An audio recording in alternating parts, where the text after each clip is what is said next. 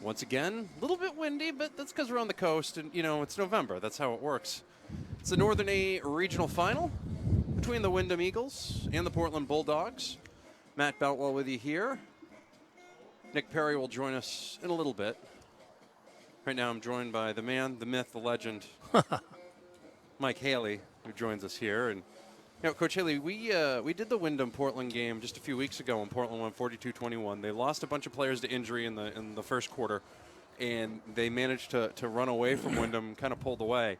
Windham seemed to pull it together the next week in a real close loss to Thornton Academy, and have played better since. Yep.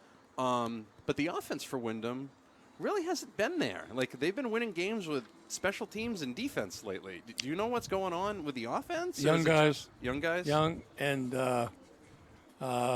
they haven't really had everybody together, except for the last maybe 2 weeks, a week and a half.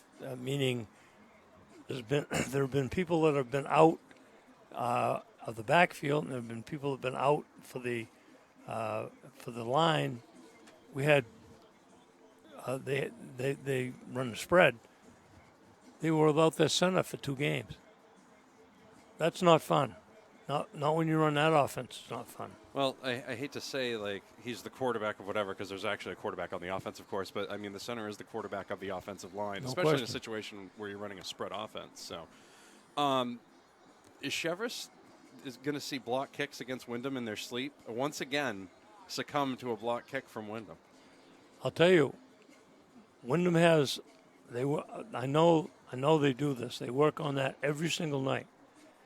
And you know what we've always said, and everybody says it, but they give lip service to it, but a lot of people don't follow it. There's 3 parts of football: offense, defense, and kicking game. And you have to spend the time on your kicking game. There aren't very many football games that are not affected one way or the other by some phase of the kicking game. And whether it's a block kick, a bad snap, or a muffed catch, a missed field goal, any and all those things. And then you put your coverage together, and then you put your return together. And that's where they've been sparkling lately. That Windham game against Chevrolet, which I think really changed the season around for them. They were down 12-0 at the half here at Fitzy just about 3 weeks ago. Yep. And it looked like Chevrolet had the thing in hand, and the return game, as you just mentioned, is what sparked them. They won 13-12, and their defense really stepped up. This might be one of the best Windham defenses I've seen in recent years. Yes, yeah. Coach Perkins is a defensive person. I wouldn't say guru, but he's close to it. And he's been experimenting quite a bit with different phases of the 52 defense, and doing a lot of things with the linebackers, doing a lot of things with the secondary, and it's shown in the last few weeks. You've seen Portland a few times. What's the best way, do you think, to attack them? Well, I think you have to mess up the run game. I think you have to get penetration. Do that with your down men, or fire a linebacker now and then, and force them to throw. They can throw, but they prefer to run. If they had their way, they're going to be a rock 'em, sock 'em, ground 'em out, ground and pound team, and control the ball up and down the field. But they can throw if they have to. They've done a really good job this year of surviving injuries, especially the one to Archambault. Mm-hmm. I mean, Bolduc has really stepped up for them. Yeah, injuries are such a big part of football, and especially high school football, because you usually don't have somebody that's as good as that guy that got hurt. If he was, he'd be in the lineup too. But like you say, Bolduc came around, and it was almost like he was waiting in the wings to get his chance. And when it came, he took advantage of it. He was absolutely ready. Of course, Jim Hartman has won a few state titles in the past. Portland still has a little bit of a salty taste in their mouth, I think, from last year's state championship game as well. Yep. Won't be rematched with Thornton Academy, though. Were you surprised at all by that last week? Yeah, I was. Yeah. I saw Scarborough play early in the season, in fact, an exhibition game against Windham. And they took Windham to school. But that was just an exhibition, and you working a lot of different kids, etc. But Lance Johnson's a good coach. He's put in his time as an assistant for many years at Portland, and he is his own man out at Scarborough, and he's doing a great job. The one thing I noticed about Scarborough, I was actually at the Scarborough Bonnie Eagle game earlier this year. Of course, Scarborough Bonnie Eagle playing in the Southern A final tonight. Winner of that one will face the winner of this one next Saturday at Fitzpatrick Stadium. Of course, you can hear all the action here on Maine's Big Z 92.7. All 4 games, including the one on Friday night. We don't forget about that one. That game was one of those games where Scarborough was inside the 10, I want to say at least 4 times. I mean, they didn't score on those 4 times, and it was really the biggest difference in that game. Bonnie Eagle's really good, but I definitely think Scarborough, as long as they avoid that emotional letdown after a big game and a big win last week, a big knockoff, that's right, have as good of a chance against Bonnie Eagle as anybody. Well, I'll tell you, you don't give Bonnie Eagles second and third chances. By that, if you don't score the first or second time you're down in there, that may very well be the last time you get down in there, because they don't slip up very much. They're very well coached. Coach Cooper's a great coach. He's been in championship situations since he started coaching, and he's that'll be a good tilt. Because anyone that plays Bonnie Eagle is going to have their hands full with that read option. They only run about 4 or 5 or 6 plays, but they execute it so well, and that read option is really tough if they get it rolling on you. Key for Windham here, obviously, with the defense. I think this needs to be a low-scoring game for them to win it. For Windham, yeah. If they for Windham to win this football game here with Portland, it's got to be a low-scoring game. Yeah, if Portland jumps out like they did when they played here the last time, if they jump out with a couple of quick ones, that type of offense is tough to catch up with. I mean, they can break some big plays, but they're not what I'd call a big play offense. Talking with Coach Mike Haley. Of course, you can enjoy him on the broadcast. You'll actually be able to hear him next week during the state championships. I haven't booked you for a game yet, but there's 4 of them. I'm sure I can find some room for you somewhere. Hopefully Coach Wing does, too, if he doesn't have plans doing something. I think you probably have that open. Yeah, I hope so. I'm not sure. Maybe, I don't know if he's got to go to the market or what, what possibly he might need to do next week. I hope he's listening now. Boy, I hope he is, too. If not, we're going to have to definitely bring this to him on the replay so that he can hear it. Definitely. Coach Wing definitely not here tonight. You went to the Lisbon game last week against Oak Hill. Oh, yeah. I didn't think Oak Hill could even lose in the playoffs. That was a tilt, boy, I'll tell you. Coach Monahan, he is a cagey old dog. That's all I can say. He ran 2 tights and 2 wings all the first half. Did not get out of that one time. They pounded that big Noah Francis to death. He had almost 100 yards in the first half, and I'm sure that Oak Hill spent quite a bit of that time at halftime trying to see what they're going to adjust to that, and comes out in the second half. He takes his quarterback, puts him at a split end and a slot back. Takes somebody that's completely different for quarterback for the youngest Francis kid, and threw the ball all over the place. And ran Halls is his name, the quarterback. Ran him on jet sweep, on counters. And it was like, hello. Is this the same team that we had the first half? I mean, it was like Judas Priest. I'm telling you, they did a number on them. They really racked it up. They really did. I don't think Oak Hill recovered at all in the second half. Of course, they'll be taking on the number 1 seed Winthrop Monmouth tomorrow. That's another good squad. That ought to be a good tilt between Lisbon and Winthrop. Yeah, it's. I haven't seen Winthrop play, but from all reports, they have. In the paper this morning, they said they got a 3-headed monster, and they got 3 really good backs that can run, and that puts a lot of pressure on any defense. I don't care how good you are. Central Maine Community College Hammond Lumber Game of the Week. The video stream is presented by OA. Their Ortho Access Clinic is open 6 days a week Find them online at orthoaccess.com. Matt Boutwell, Mike Haley with you here on the pregame show. We'll have more on the way on the video side of things. So if you're watching that, of course, a video can be found at mbr.org. The radio side of things, 92.7. We're going to take a break. Of course, we'll have that. We'll have that Lisbon Winthrop Monmouth game for you tomorrow. That'll be a noon pregame. That game will be actually on 92.7, and of course, the video stream for that one will also be on mbr.org. And we're all probably rooting for a little less wind in that one, even though we're in a booth right now. But, yeah, we'll be outside for that one. Ought to be a good one tomorrow. That'll be nice. That'll be nice. It'll be good. We'll have more on the way. It is the Northern A final between Portland and Windham on Maine's Big Z and mbr.org. We have your woolies on under your shorts? I do not have anything on under the shorts outside of just the norm. You know, I mean tomorrow, hon. I do have socks on. No, tomorrow? No. I'm going tomorrow to set up. Of course, we're still on the video stream here for those of you in the bonus coverage. Tomorrow, I'm planning on going and setting up and letting everybody do their thing. So that'll be good. Good. So you can get inside. That's the hope, and then I'll slide in and slide out. So yes. make sure everything's going, and then I'll roll out of there. So this is quite a good night for football. Yes. Yeah. Yeah. Good feel to it. Yeah. I think this will be a good game. You think Wyndham's going to attack things a little bit differently this time than they did last time? Yeah. Are they healthier this time than they were last time? Yes, a lot more. They've got at least 3 linemen back from the last time they played.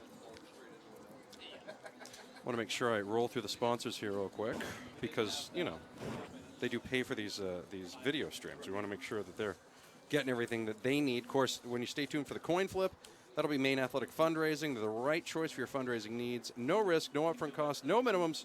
Find out how they can help you today at maineaf.com. It's the Sunday River Brewing Company pregame show. They're open 7 days a week starting at 6 a.m. Find their beer, breakfast, and dinner menus at sundayriverbrewingcompany.com. Later on, we'll have the Moody's Collision Center collision of the game. Moody's, with 11 locations in Maine. You better take it to Moody's online at moodyscollision.com. Whether you're in here or not, when you see the collision, I'm going to want you to let me know. I'll holler to you. You just let me know. Just be like, hey, that's the one. Okay. We're in the Mechanic Savings Bank broadcast booth. Of course, you can visit Mechanic Savings Bank online at mechanicsavings.com. You don't pull the trigger too quick on that collision. You can't, because when you do, that was a problem. That's what happened opening night. That's right. See, you're a little bit too edgy on that one. Yeah, well, I was getting concerned because there wasn't any good collisions, and I'm like, all right, there's one, we'll just give it, and then the next play, the gorilla gets whacked. Still a little bitter about that. Mexicali Blues, one of our newer sponsors. It's your place for clothing, home stylings, and more. Find them off Route 302 in Raymond or online at mexicaliblues.com. Our timeout sponsors, Affordable Water Treatment of Maine and Maine Radon Pro. You are probably going to need them for something in the future. Residential, commercial water treatment and radon air mitigation services. You want to make sure you're aware of what they do. Just one call. They treat it all. Find more from them online at affordablewatertreatmentofmaine.com. And, of course, our presenting sponsor is OA. Their Ortho Access Clinic in Portland is Maine's first urgent care walk-in clinic for immediate assessment and treatment of sports and activity-related injuries. It's open 6 days a week for hours. Visit orthoaccess.com. Radio side of things, if you do have to step away from the video tonight, just flip it on to 92.7. If you can only hear the audio for whatever reason, you can find that link at mbr.org. You got a prediction for this one, Coach Haley, before I let you go? I think, like I said, if Portland doesn't jump out with any type of first scores, I think it'll be very close. Might be too close to call. All right. Yeah. I won't even make any election cracks on too close to I'm call. sure. I'm not going to make one. I'm sure. Not going to make one. I gave you a perfect opening. You did. For I it. just let it go. I'm trying to be professional tonight. Can't just believe tonight. that you do that. I know. I had to give it a shot. Thank you very much for joining us My here on the pleasure. Pregame Show, and we'll see more of you. We'll see more of you later, man. Yes, you will. Thank you. All right. Coach Mike Haley joined us for the Pregame Show. Man, the myth, the legend. He's currently meeting up with Ryan Palmer. He'll be doing the play-by-play tomorrow for the Winthrop, Monmouth, and Lisbon game. He and Coach Dave Wing will be jumping on that one. Nick Perry all excited because you got to talk with Coach Haley, because Coach Haley, assistant principal back in your day, right? That is correct. Yeah. Coach Haley was my assistant principal, and nobody messed with that man. No, ever, for any Never. reason whatsoever. He was the discipline, Yes, that's the judge, the jury, yeah, and everything else. I can imagine. I can imagine. Are you nice and warm, Nick? Yes. Everything yes. going good? Everything's good. It was funny for those of you who don't know, and we'll talk about this a little bit. It's kind of windy tonight, and you depend on where it goes. You don't know where the wind's going to be. So we left the windows in for as long as we could, and as soon as you took them out, there was this big whoosh, and Yes. it came right in. It came right in at us. The So- Arctic blast. Yeah, the Arctic, the air is coming right straight from 295, so it's going across the field. So I don't expect a lot of long field goals tonight. So just Yeah, that's probably a good call. yeah, I'm thinking that's probably a good deal. So. Fans are finally rolling in. That's good. Yeah, they are. Well, I mean, they were getting all started. So, well, the other thing too. By the way, welcome back. It's the Central Maine Community College Hammond Lumber Game of the Week on Maine's Big Z 92.7. The video stream is brought to you by OA. Find them online at orthoaccess.com. Their Ortho Access Clinic is open 6 days a week. Sprains, strains, or pains. Hanging out here, Matt Boutwell, Nick Perry. Tyler Farnham will be joining us on the camera momentarily. If you're on the video stream, of course, the video stream can be found at mbr.org. If you're listening to the video stream, Coach Haley said this one is too close to call. Nick, you got to see Portland for the first time last week in the game against Oxford Hills. You got to see Windham against Oxford Hills. I did not. You were see not Windham. there for that. That was one. the only Oxford Hills That was game. the one game you missed. That's Yes. right. Yeah, you had a wedding to go to or something. Yes, down in Washington. Ah, yes, that was right. You need friends that don't get married during football season. Is really what it boils down to. Yeah, clearly it was my girlfriend's friend, so Yeah. happy wife, happy life Yeah, type deal. I totally understand that, but I have to mess with you anyways. Have to mess with you anyways. Well, I can't ask you then about that, but I can ask for your keys to the game, which I know you worked really hard on for this one. Oh, absolutely. Like I said, I haven't seen Windham, but based upon everything I've read and just hearing what Coach Haley said, for Windham, they're going to want to avoid getting down early. Their offense hasn't really been the star for them on the season, so they're going to want to avoid getting down early. And for Portland, it's just establishing the line of scrimmage and that running game. Of course, Portland was able to establish that running game last week against Oxford Hills. And that's a tough defense to establish a running game against. Yeah, absolutely. And I mean, on the other side too, Portland's defense held, the two-headed monster for Oxford Hills to just 33 yards in the first half. So I mean, Portland's defense and their running game both played a big part in last week. It is so windy out right now that, in fact, I'm going to actually put the camera on it so that those folks can see. They're having a little problem with the banner that the teams would normally run through. Little bit of a problem with that right now. Would you classify this as balmy? Yeah, definitely. They weren't even able to run through the banner because it blew up, so one kid's going to try to run through it, so it partially tore. That was tremendous. That was really good. Welcome to Maine. Welcome to Maine in November, kids. Welcome to Maine in November. It's definitely fall-type weather here. It was 60 on Tuesday. It was. It was. That's how that works. You played in some cold weather games before. How do you prepare for that? Especially when you got wind going like this. It's not like you can get out of the cold at any time. Yeah, I mean, the most important thing is to stay loose. Obviously stretch. If you're on the sideline, make sure you're stretching. Even if you're in the game, make sure you're stretching. And obviously you want to hydrate at all times. But another important thing is to, a lot of times when it's this cold, you'll see more missed tackles because after that first, one or two really jarring hits for your bones, you're like, I don't really want to hit this guy that hard. Yeah. I can see where somebody might not want to do that. So, yeah, there's no real way to block that wind in the microphone, Mr. Sullivan, back at the studios. We're going to get windy. That's kind of how it is. Luckily, we've got the wind guards. You got your mic guard. You got yours on. I got mine on. Okay. It's about as good as that's going to happen. It is Maine's Big Z 92.7. It is the game of the week, Central Maine Community College Hammond Lumber Game of the Week. The video stream is brought to you by OA. Portland Bulldogs actually have all sorts of cool stuff happening tonight. I see some Spirit gloves out there with some pom-poms on the end of the fingertips. Also, there's some light sticks, some blue light sticks that I guess it's Bulldog Nation. I think they were giving those out when you came in through the front gate because a lot of people have them. They really were. I'm a little jealous. There were kids that were getting a bunch of them, and I'm like, oh, where's mine? But, right. Then I realized it's not really. It's probably frowned upon. It just looked cool as we went in there. Also, we got all the rosters early this week. I want to thank everybody from Portland. Also, want to thank Athletic Director Rob O'Leary for making sure we had a place to set up for all the games down here that we've done this year. We've done quite a few of them this year, actually, and we've had the same room every time and haven't had any issues with anything. So, also helped us make sure that the internet connection here is stable and set up. There was a repair that needed to be done. He was gracious, made sure that everything was open. It's not easy. It's not like this school facility is on campus and he can just come open it up. He has to make sure that other people have this thing open for us. So I want to thank Rob O'Leary, the athletic director for Portland, for his graciousness all year long in allowing us to cover these games, because a lot of games here at Fitzpatrick Stadium. So he's going to be busy next week, isn't he? Yeah, well, especially if Portland wins. Yeah, he'll be very busy. Absolutely. So, but then that becomes a tournament thing, and that's something else. Of course, state championships. 3 of them will be here next Saturday. On Friday, we'll have the Class B game up in Orono, and of course, you can hear all those games on 92.7 and online at mbr.org. We'll have more on the way in just a few minutes. We'll have the lineups for you, coin toss, and we'll have the kickoff. It is the Central Maine Community College Ham and Lumber Game of the Week. The video stream is presented by OA and can be found at mbr.org. It's a Game of the Week. We'll be right back.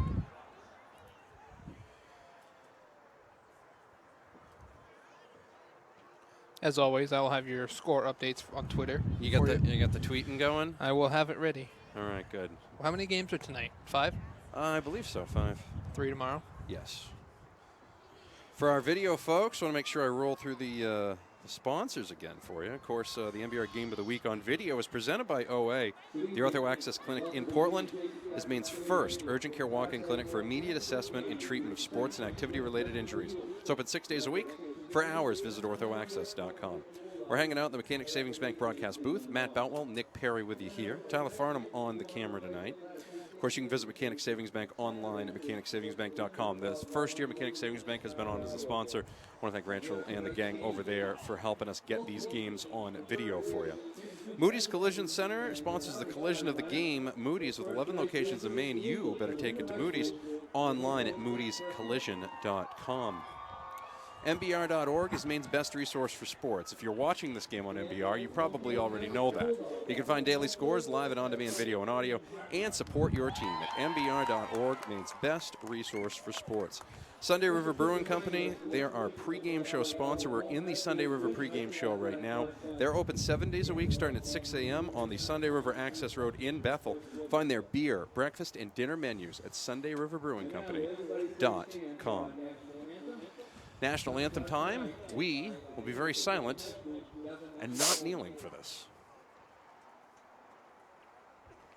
Oh, can you see by the dawn's early light what so proudly we hailed at the twilight last week, whose broad stripes and bright stars through the perilous fight o'er the ramparts we watched were so gallantly streamed, and the rocket's red glare, the bombs bursting in air, gave proof through the night that our flag was still there. Oh, sage on that star-spangled banner yet wave, for the land of the free and the home of the brave. Great job of the anthem. They've been killing it on the anthems here for the last couple of weeks. Welcome back. It's the Game of the Week. Central Maine Community College Ham and Lumber Game of the Week on Maine's Big Z 92.7. The video stream is presented by OA. Find them online at orthoaccess.com. Want to welcome our newest sponsor, Mexicali Blues. It's your place for clothing, home stylings, and much, much more. Find them off Route 302 in Raymond or find them online 24/7 at mexicaliblues.com. Captains are going to meet at midfield for the coin toss. Of course, the coin flip is brought to you by Maine Athletic Fundraising. They're the right choice for your fundraising needs. No risk, no upfront costs, and no minimums. Find out how they can help you today at maineaf.com. And also, want to make sure we mention Affordable Water Treatment of Maine and Maine Read On Pro. Of course, they take care of our water breaks for us. They offer both residential and commercial water treatment and radon air mitigation services. Just one call, they treat it all. Online at affordablewatertreatmentofmaine.com. We're back at the Mechanic Savings Bank broadcast booth. Matt Boutwell, Nick Carey, Miles Sullivan keeping us back on the air at the Gleason Media Palatial Estate Studios in beautiful downtown Norway, Maine. Tyler Farnham running the camera tonight. That banner is now in the trash. We're going to see if the banner watch, if things get out of hand here, there's going to be banner watch because that thing looks like it could take off at any time and turn that trash can into a projectile. We could start that trending, I suppose. Yeah, Hashtag banner watch. Banner watch. Coin toss is up in the air, by the way. And we'll see who won it. Looks like Windham won it. They will defer, so that means Portland will get the ball to start the game. Windham will get the ball to start the second half. It's a Central Maine Community College Hammond Lumber Game of the Week and Maine's Big Z 92.7. Always with the video stream, can be found online at mbr.org, and the video stream is presented by OA. Man, everybody's out tonight. I see jackets from Westbrook, Cheverus, Yarmouth. Must be a big game or something. It seems as though once the Portland area schools, one of them is out, yeah, the rest all congregate around that team. So, and Windham, of course, Windham brings their own set of fans. Yes. About as many as Oxford Hills had last week, and Oxford Hills had a pretty good crowd. Yeah. Windham folks are here as well. So, Windham, of course, for those of you listening on radio, those of you watching on video already know this, but Windham is in the white uniforms, white jerseys, white pants. They're in the kind of the pewter helmets with the wings on the side. Portland is in the all dark blues with the white numbers, with the P, like the Purdue Boilermaker logo, on the side of their dark blue helmets. I thought you were going with the Permian Panthers and a little Friday Night Lights there. But no, you know what? I never get into that show. Oh, my God. This is the best show that's ever been on TV. I know. I heard bad things about season 2, so I haven't really checked up on it. No. At some point when I have time in my life, which I don't know, April maybe I'll start binging on stuff. But until then, I would binge on that. I'm just going to have to say I have not seen an episode of Friday Night Lights. I'm excited to see this stingy Windham defense first thing here. Of course, this is a rematch of an earlier showdown between these two squads. That showdown was at Windham, and Portland came away with a big victory, 42-21, and honestly, it wasn't even that close. Portland pulled away late, too, so we'll see what happens. Correct me if I'm wrong, but wasn't this the Northern A final last year as well? This was the Northern A final last year. I hesitate to call it a rematch, though, because there's so many different kids. Yeah, exactly. Joe Esposito's not playing for Portland anymore, and there's some seniors, obviously, from Windham that are missing, so Windham is going to kick it off. Claudio Medina gets ready to go with the neon green shoes, and that kick is deep and away, and it will be fielded by Pasquale, who had a return last week against Oxford Hills. He finds some running room out in the open field on the right sidelines over to the 37-yard line, and that is where the Portland Bulldogs will take over, going left to right across your radio dial. 11:53 remaining in the first quarter. No score here in the Northern A final between Windham and Portland. Yeah, Medina definitely wins for cleats of the game. Yeah, you can see him like the entire game. You can see him from 295. Yeah, it's you could. Yeah, if the lights went out here, we would just follow Medina out of the stadium. Exactly. Also, those blue glow sticks would be there as well. Oh, that yeah. Would make it, but we don't have any of those. That would make it handy. Unfortunately. Yeah. Hopefully someone brings them up. Isaiah Batchelder is in the shotgun. He sends a man in motion. Batchelder's going to keep it himself, and he is going to wish he hadn't. All sorts of action in the backfield, and the Windham Eagles stopped Batchelder, and that was number 33, Grant Jacobson, and also number 71, Braxton Cassidy, no relation to Dylan. And that's a loss of 1. It'll be 2nd and 11 for the Bulldogs. Yeah, we talked about how stingy and good this defense was in the pregame, so they show it on the first play. Handed off up the middle. There's all sorts of trickeration on that play. Of course, it was a handoff to number 35, Dylan Boldick. They fake the sweep, they fake the spread run there, and they just handed it off to the up back. He gained about 1, and it'll be 3rd and 10 for the Bulldogs at their own 38-yard line. Actually, make it 3rd and 9. They've got to get to the 47 for a first down. Just underway. Little breezy, in case you hadn't heard. You hear it through the wind, through the mic, that's for sure. Batchelder's going to take it on the shotgun, and he's going to get tripped up. What a tremendous play by Nate Watson to keep Batchelder from getting the first down. Batchelder falls forward at the 43-yard line. That's 4 yards shy of the first down. And as long as Windham can avoid a silly offside penalty here, Portland's going to have to punt. Yeah, if you're Windham, that's definitely what you wanted to, a 3-and-out right off the bat. Batchelder's back to punt, back at the 31-yard line. Hauser is back for Windham. Snap was high. Kick is high as well, and that's going to take a Portland bounce all the way down to the 27-yard line. And with 10:08 remaining in the first quarter, the Windham Eagles and Desmond Leslie take the field. Will this be the final time Des Leslie leads the Windham offense onto the field for the first time, or will he be back here next week? Of course, Leslie, the senior for the Eagles. We'll have to find out. We got plenty of time left in this one to find out, but...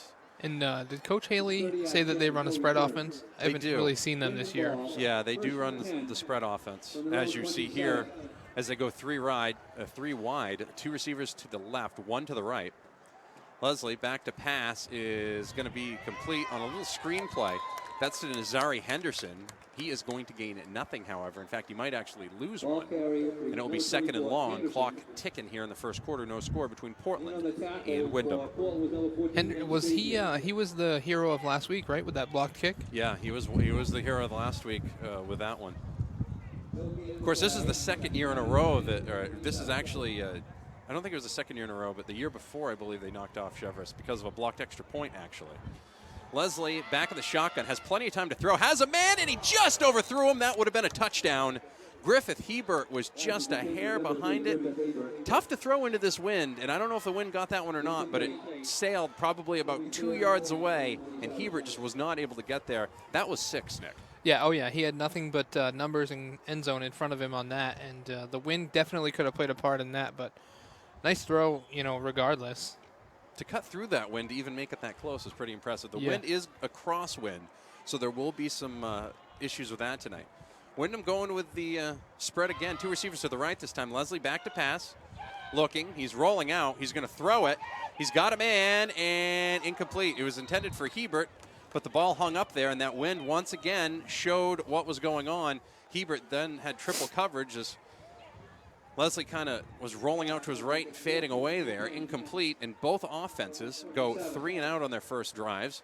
In the first drive, and 9:21 remaining in the first quarter, no score. Windham will have to punt, and Blake Hauser will be back to punt inside the Windham 15-yard line. Yeah, not just passing, but I mean kickoffs and punt, especially the wind will be a huge factor. Kick is away. Pretty good kick. Pasquale's going to let it roll, and then he's going to catch it back to the 38. Stops, starts. He's going to get up to midfield, cuts it back into midfield, goes over to the left corner of the sidelines, over to the 40, down the sidelines to the 30, and out of bounds to the 29-yard line. He's going to get thrown out of bounds by Justin Lebrecq. See if there's a flag there. They did. They did. That'll be a 15-yard penalty because Lebrecq hung on to that a little too long. There's actually some yellow debris out there. I don't know if it's a flyer or leaves or what it is, so you really have to have an eye on the flags tonight with that color. Boy, Pasquale is he's electric on the punt returns. He really is. He returned one last week for, what, 50, 60-yard return? Modern-day Eric Metcalf. Right. I'm glad you remember that. I'm not that old. Yeah. I keep forgetting. I threw my back out this week, so I felt a little extra old this week.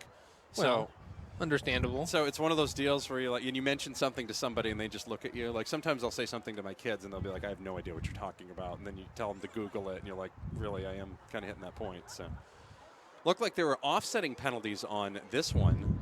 So we'll see what that does. So the Portland field position, which was going to be fantastic, now not so much. We'll see where they move the Bulldogs back to. The Bulldogs were going to start at the 27-yard line of Windham, which obviously they would love to start there, but because of the holding penalty on the return, and you see that happen a lot on those slow developing returns. Yeah, I mean, it's, just one of those things. I mean, it's part of the, as they say, there could be a holding penalty on every play, basically, but it's just who makes it the most obvious, I guess.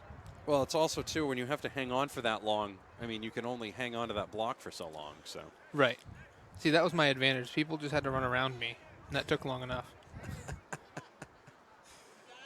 So the ball's going to move down to the 36-yard line. Portland moved back into their own territory, and then after everything was said and done, that's going to move it to the 36. So they're only going to lose 7 yards. Still tremendous field position for the Portland Bulldogs. Windham defense going to have to stiffen here. Portland went 3 and out on their first drive. Batchelder's under center. He's going to keep it himself. He faked the handoff to Bolduc. He's going to be spun down at the 35-yard line for a loss of 1, or excuse me, for a gain of 1. Trevor Valaire was in on the tackle along with Lebrecq and others. Yeah, that was kind of weird. It number 44 for Portland, Ethan Hoyt. He's listed as an offensive lineman, but he was almost running the option there, which was kind of weird. 8:30 remaining in the first quarter. No score between Portland and Windham. Portland has a golden opportunity here at the Windham 35-yard line after a long punt return. Hand off to Bolduc, and he got tripped up a little bit in the backfield, and then he ended up running into his own offensive lineman.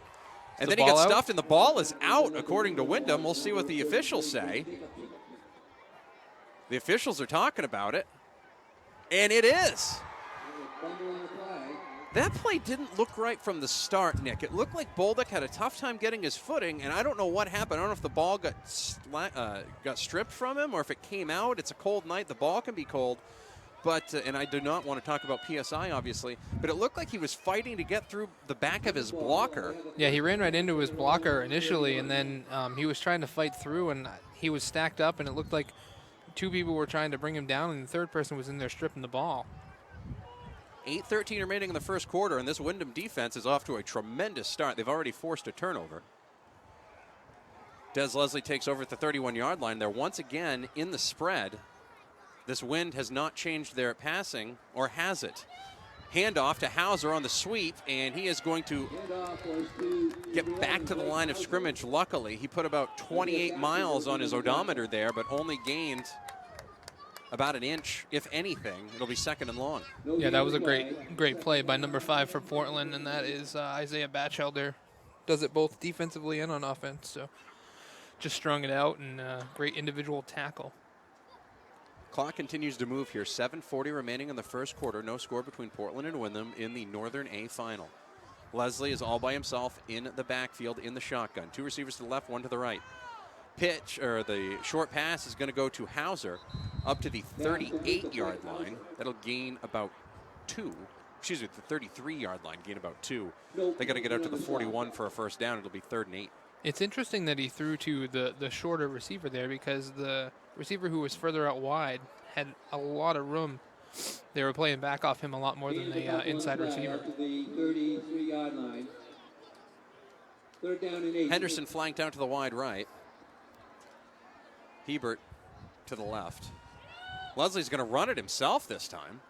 He's going to get up past the 35 to the 36-yard line. However, that'll be well shy of first down.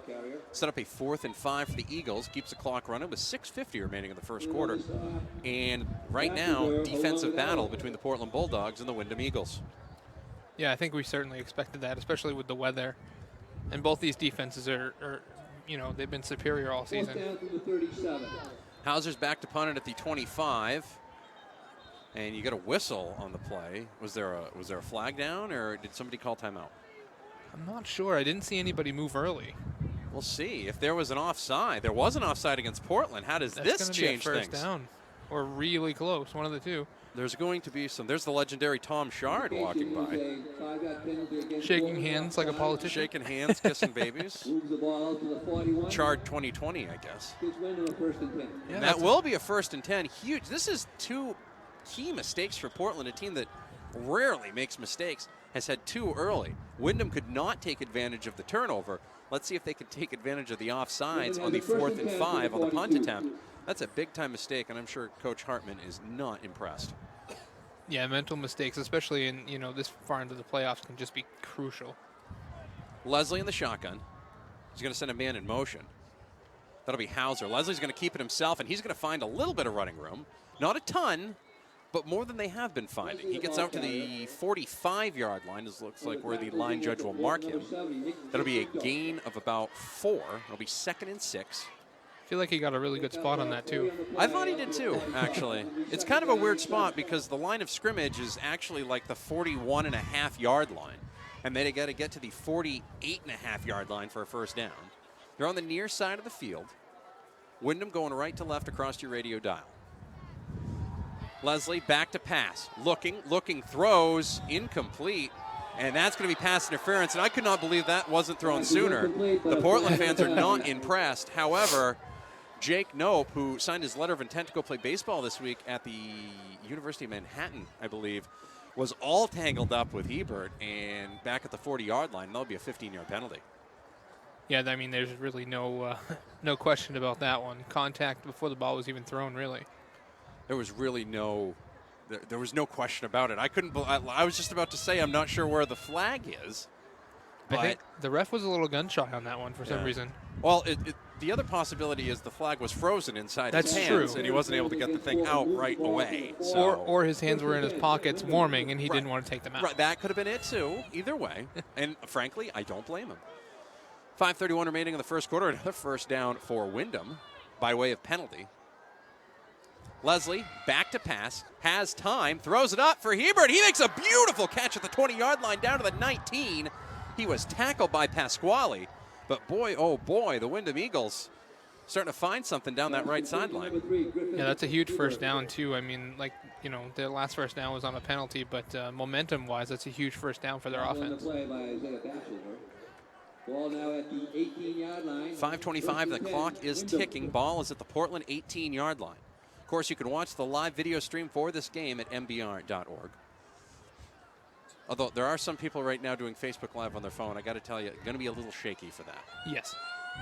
4 receivers, 2 to the left, 1 to the right. They spread him out. Leslie's going to get up the middle. He had some running room, but he got tripped up. That was a huge tackle there by Dylan Bolduc, who upended Leslie inside the 15.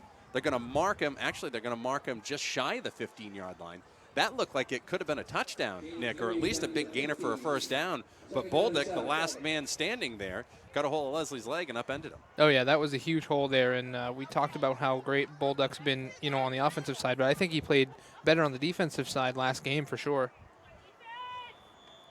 Leslie will look over to the Windham sideline, and the Windham Eagles will take a quick timeout. If we need to do a station ID, now would be a good time to do that. We'll take a quick break on the radio side of things, keep it here for video. It is the Central Maine Community College Hammond Lumber Game of the Week on Maine's Big Z 92.7. The video stream presented by OA can be found at mbr.org. We'll be back in 30 seconds. Well, MCI's up already on Dexter, 7-0. Ah. MCI looking to get the return. Of course, last year they fell to Oak Hill. And Kennebunk is up 7-0 over Biddeford. What did I tell you? Joe Rafferty can coach, and I'm not saying that Biddeford can't coach or play. Biddeford's a very good team. They've come a long ways. However, Kennebunk is battle-tested. They remind me of those early 90s Giants teams. They win with low-scoring, tough defense, and every game is like within a touchdown. Welcome back, Maine's Big Z 92.7. It's the Central Maine Community College Hammond Lumber Game of the Week. Matt Boutwell, Nick Perry, Tyler Farnham here, high above Fitzpatrick Stadium in the Peter Gribbin press box. Peter Gribbin or Griffin? Gribbin. Well, the cold is finally set in. I'm sure Peter is a good family guy, though. So yes. Oh, if absolutely. you need candy, go see Peter. He has tons of it. Good guy. Set a man in motion. Blake Hauser from left to the right. Windham, Portland. No score, but Windham looking to threaten. Leslie bounces outside. He's going to get some running room. However, there were flags everywhere. There was a flag thrown before he bounced outside. There were flags thrown on the outside, and then there was another flag thrown at the end for good measure. I'm going to assume there were about 87 holding plays on that. 86 maybe? Possibly 84. I was ready to throw something out of my pocket down there too, but just to make sure they saw it. It could have been like Travis Kelce last week where he threw the hat or something. That was actually really funny. That was funny. Don't do that at home, kids, though. That's poor sportsmanship. Because he threw his towel. Yeah, that was pretty good. And that there was definitely a holding penalty against Windham. It was in a false start, too. Well, an illegal motion, but I think they'll take the holding instead. I believe so. A friend of mine last night, I was watching it. They were watching the NFL game between the Browns and the Ravens, if you can call it that when the Browns play. Why? What else was on? People are trying to wind down for this election, and they were hoping there'd be a good game last night, and guess what? It wasn't. It was for the first quarter. I had saw a couple of suggestions last week to make holding only a 5-yard penalty so it doesn't throw everything off. I'd like to see them do that at the high school level for offensive holding Yeah, I mean, that would be a solid idea, instead of the 10 yards. especially in high school. 10 yards is a lot harder to make up for most teams. Windham back at their 25-yard line now. Pass by Leslie over the middle to Hauser, and that's going to be picked off. It looked like Hauser had a chance at it. They're calling They're calling it a complete. Windham. Oh, they're calling it a Windham completion. Ben Stasium looked like he had the interception, but Hauser made sure he wrestled it in there. It's kind of a judgment call when it doesn't hit the ground. Somebody has to get credited with either the catch or the interception, and the official gave it to Windham. Another big break goes the Eagles' way, approaching 4 minutes remaining in the first quarter, and what would have been 3rd and a mile is now 3rd and 10. Yeah, that was, I mean, it looked like dual possession to me, but 2 receivers to the right. Leslie back to pass, throws. Heber is down by the end zone, incomplete. He was all tied up with no. and he said no, And he said nope. not on my You side. shall not be catching that this evening. And it looks like they're going to go for the field goal here, Nick. This is, look, at this level, okay, now keep in mind, okay, Claudio Medina, fantastic field goal kicker. Yes. Really good. He's actually, Coach Haley, he's an exchange student from Mexico, actually. So he plays soccer. Windham has actually had good kickers before. Matt Coffey was a really good kicker for them, and he played on the soccer team. So this is going to be quite a field goal from the near side hash mark. This is going to be a 35-yarder with a stiff crosswind. Absolutely. And the green cleats. Snap, hold, kick. If this goes in, wide left. It had the distance, but it got pulled a little bit to the left. That was close. Yeah, that was certainly right on, just a little bit left. And you have to, also take into consideration they were on the left hash mark. So Might have been better off trying to push that thing over to the right and letting that drop in. Regardless, Windham could not take advantage of the Portland penalties that got them down into that position. And they come away scoreless on that drive. 3:47 remaining in the first quarter. No score between Portland and Windham for the Northern A title. I've officially put on the gloves. It is cold. You've made that decision, huh? I did. Oh, stuck. And that play by Bolduc goes nowhere. Blake Hauser just housed him on that play. There's no other way to describe that. As Rage Against the Machine once sang, I think it was, I'm not sure which album it was, they're housing, indeed. That's an early front runner for Moody's Collision. Definitely. We'll talk about more about that on the video break. But definitely, collision of the game worthy. 2nd and long. 3:10 remaining in the first quarter. And I don't think they're going to stop the clock here. Now they're going to get it started. Batchelder under center. And the ball's dropped, and Windham's going to be on it. A muffed handoff. They tried to hand it off to Nope on the sweep. And Justin Lebrec jumped all over the loose ball, lands on it at the 18-yard line, and the Windham Eagles, Christmas doesn't come for like a month and a half, Nick, but Portland is just gifting Windham everything. Can the Eagles take advantage? Yeah, I mean, if you're Windham right now, you have to definitely put this in for 6 and capitalize on one of these mistakes, or it could come back to bite them in the end. We know Portland can score. Leslie breaks the huddle. Going to go with a spread. 2 receivers to the left, 1 to the right. Blake Hauser will be on the right-hand side. They send Henderson in motion. Leslie fakes the handoff, is going to wish he handed it off. He gets met right at the line, actually right at the 20-yard line by number 57, Richard Farnsworth, who had a great game against Oxford Hills last week. That'll be a loss on the play. Loss of a couple on the play. 2nd and 12. If you're Windham here, you already know that your field goal kicker has the distance. Yes. So you don't want to be playing for a field goal here. However, you definitely want to get closer than you did on the missed attempt on the last series. And you can only get so many gifts in a game. So right. Got to take advantage of something here. Yeah, I mean, it's crucial. They need at least a first down You know, they obviously want to get 6, but Leslie back to pass, looking for Bear, picked off. That's going to be Pasquale. He's going to get it inside the 5, out to the 25, to the 30, and to the 34-yard line, and he's going to get a late hit out of bounds. That'll be another 15 yards on top of that, and Portland will take over at their own 49-yard line. That play got telegraphed, and Pasquale jumped all over that like it was Malcolm Butler in the Super Bowl. yeah, and once again, Pasquale, and that just, you know, every play he makes is an electric play.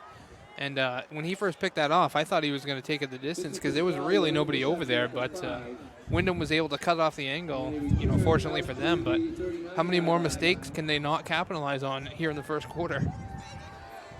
I don't know how many more mistakes they're going to be able to get and take advantage of.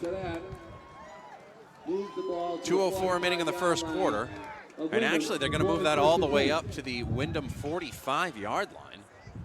So a big return in addition to the penalty. Second late hit on Windham.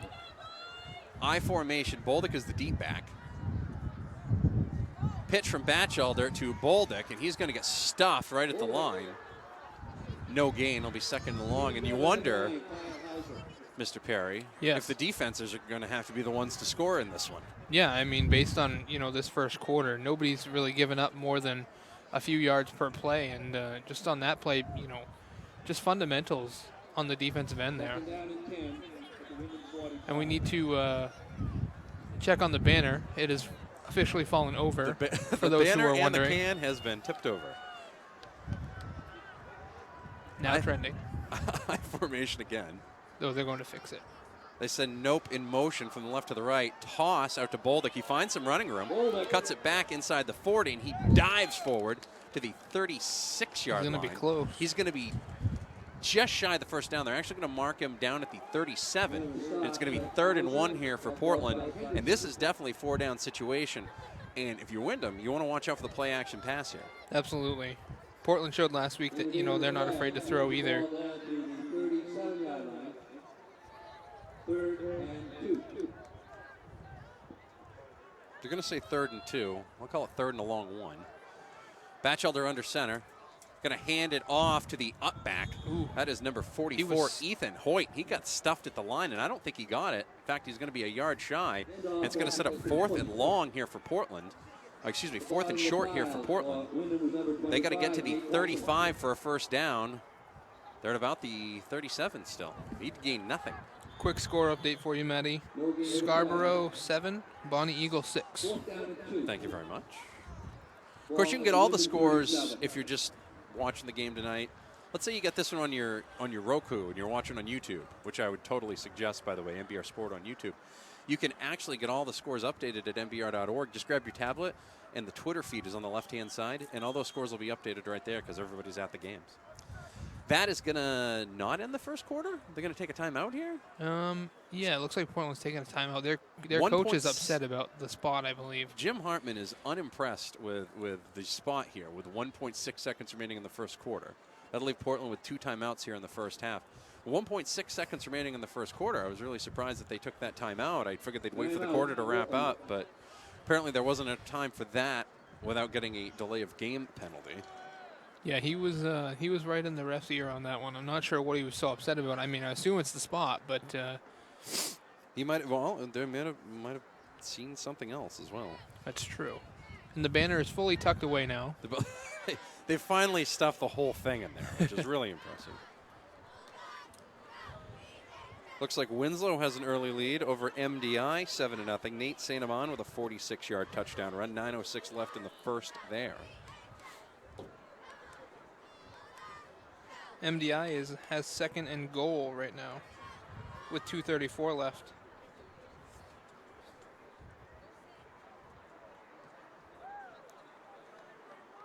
Lots of good football going on tonight. Tons of it. Of course, you can watch all the action. The replay will be up after the game as well if you want to go back and watch this one at nbr.org. The YouTube link will be right there for you. That's where we stream them. Thanks to our boy Tyler. Yes, thanks to Tyler Farnham. Of course, tomorrow, the Lisbon-Winthrop-Monmouth game will also be video streamed. Batchelder under center, I formation. 4th down.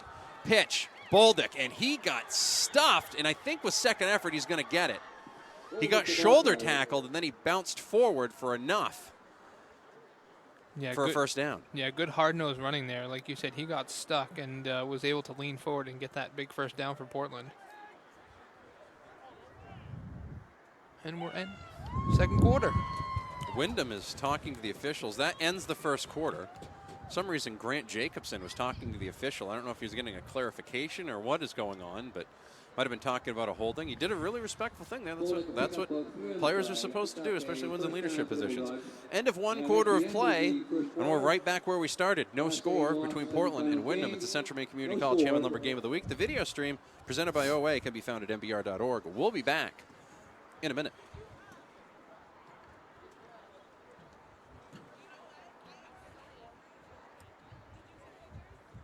Of course, we'll keep it here for the video stream side of things. Good crowd for this one. Yeah, good crowd for this one. Regardless of the weather, people are bundled up and doing the things that they should be doing out in weather like this. Yeah, definitely. I mean, it's football weather for those who aren't used to it, or the Floridians who might be up here right now.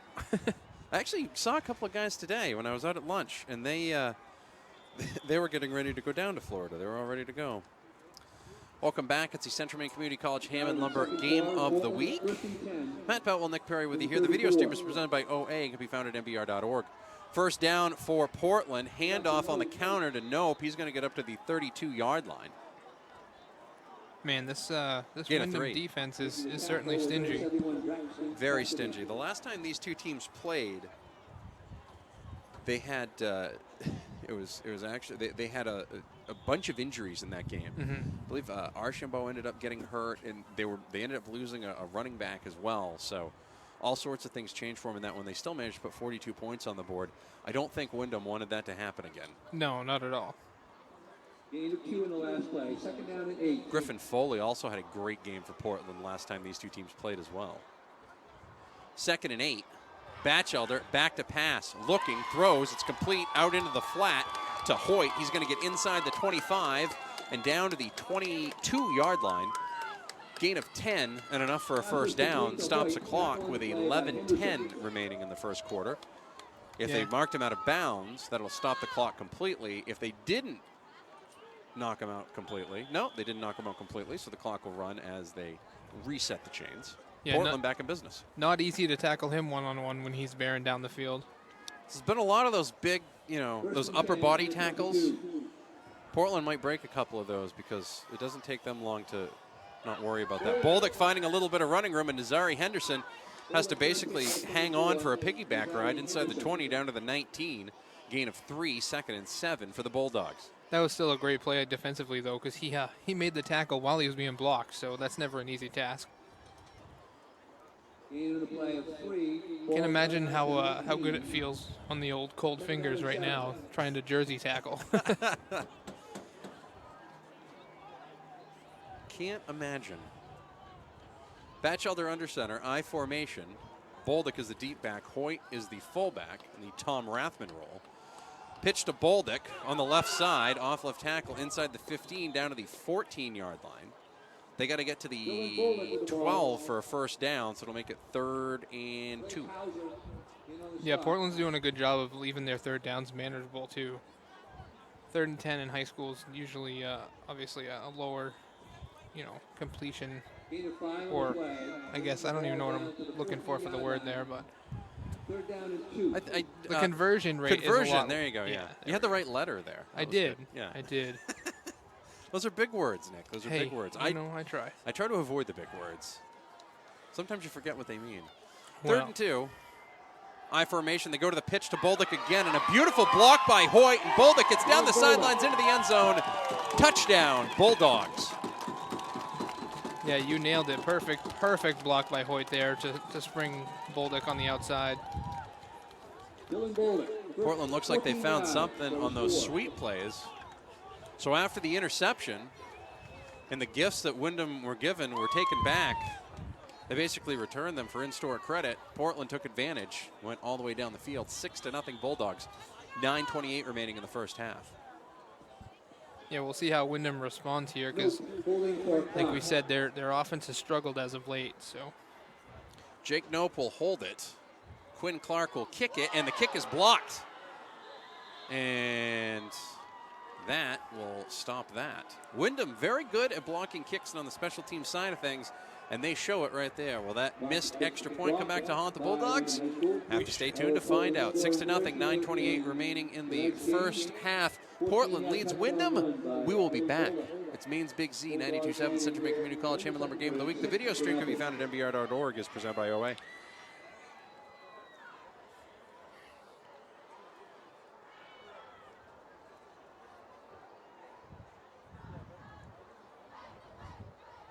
Hey, the cheerleaders are fighting through the cold and doing some cheering at this point. They're bundled up, though. Like, they're all scarfed up. I don't think I've ever seen cheerleaders scarfed up before, Nick. We should have scarfed up today. Probably should have. Didn't, though. It's all right. Look, we're in a press box. It could be way worse. That's true. There are people in way worse situations than we are in right now, so can't complain too much. No. I mean, we aren't getting paid to call a football game next, so. Right, exactly. I just thought we could, Chris Jericho style, rock the scarf. You could, but then we'd have to put it on the list. Welcome back. It's the Central Maine Community College Hammond Lumber Game of the Week. Matt Boutwell, Nick Perry with you here. Tyler Farnham on the camera. Coach Haley joined us at the pregame show.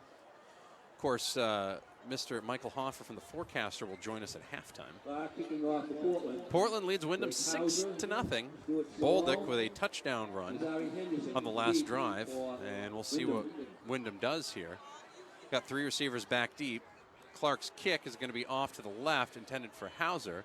Hauser's going to let it roll, and it's going to go out of bounds. So Windham will take over at the 35-yard line. Interesting, Windham had 3 people back there. Haven't seen much of that this year. You wonder if they're going to run that fake reverse at some point. Right. The ref has his flag in his hand. I didn't, obviously. Well, that was obviously because the ball went out of bounds. So Right. he still had to throw the flag just to let everybody know that. I didn't see him throw it, though. That's why I was like, oh, maybe he just waved it. He might have done that.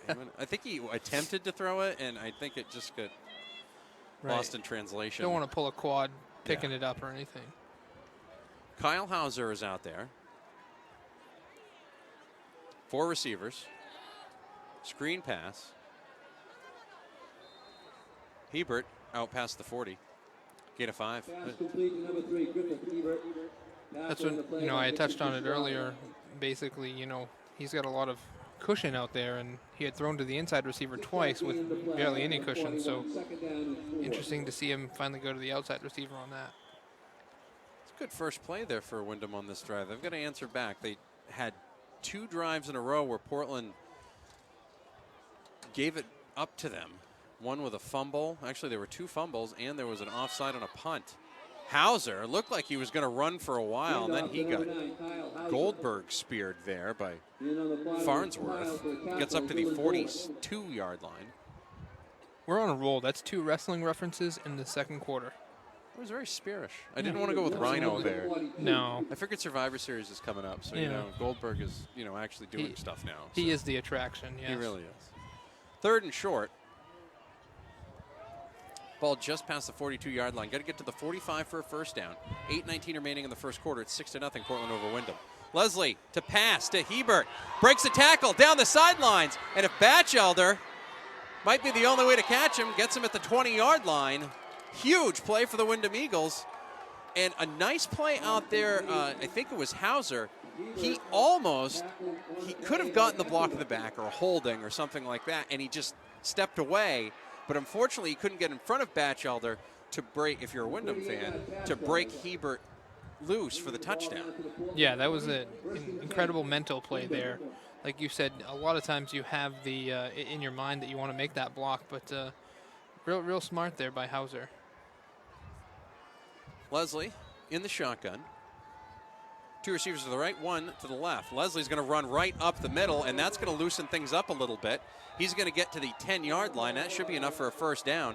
10-yard gain on first down for the Eagles, and all of a sudden what was a defensive battle started to open up a little bit as both squads starting to figure out how to move the ball. They'll actually mark him just shy of the 10-yard line, and it'll be 2nd and short. They're going to mark him down at the 11. Gain of 9 on that one for Leslie. Eagles break the huddle. One receiver to the left, one receiver to the right. Pistol formation. They're going to hand it off to Hauser.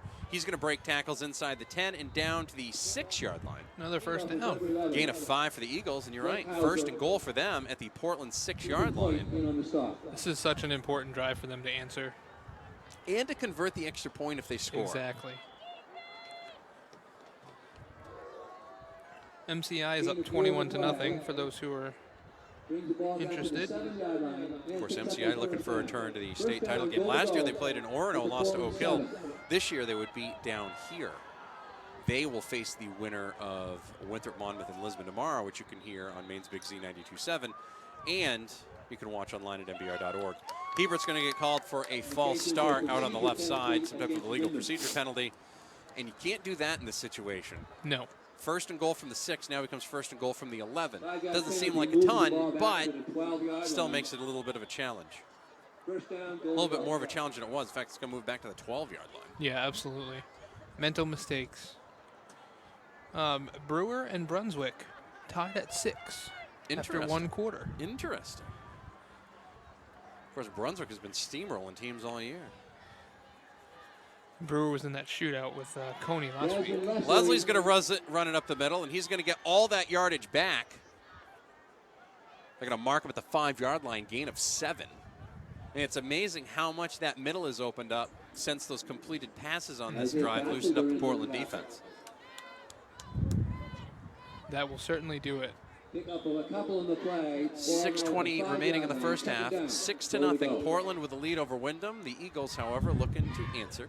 Second and goal from the Portland 5-yard line. Leslie gets a call from the sidelines, and he breaks the huddle with his squad. Kyle Hauser will be the deep back. In the I formation. Pitch to Hauser off the left side. He's going to follow his blockers and get swung out of bounds. Like Bolduc and Pasquale on the tackle there. Yeah, interesting they ran that to the short side of the field. But they got it up to the 2. That'll make it third and goal from the 2. Be interesting if they switch that up this time and try to flip it around. Going to have to get the speed to the outside. I'd like to see somebody like a Henderson on a sweep here, because if you can run him out to the outside, I don't know if Portland would be able to catch him. Right. Not a lot of speedsters out there for he's under Windham. center. That's Leslie. Pitches it to Hauser off the left side into the end zone. Touchdown, Eagles. No flags. We're tied at 6. Yeah, same exact play they ran last time, but this time he cut it inside instead of going to the outside and was able to score. Portland scored on a Dylan Bolduc touchdown run that was set up by 2 straight tosses to the left-hand side.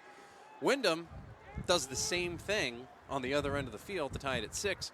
Medina comes in to kick the extra point to give Windham the lead with 5:47 remaining in the first half. Yeah, that was a huge answer for Windham. Snap is down. Hauser gets it going. Medina's kick spins through with a little bit of English, just over the outstretched arms of the Bulldog defenders, and the Windham Eagles have taken the lead.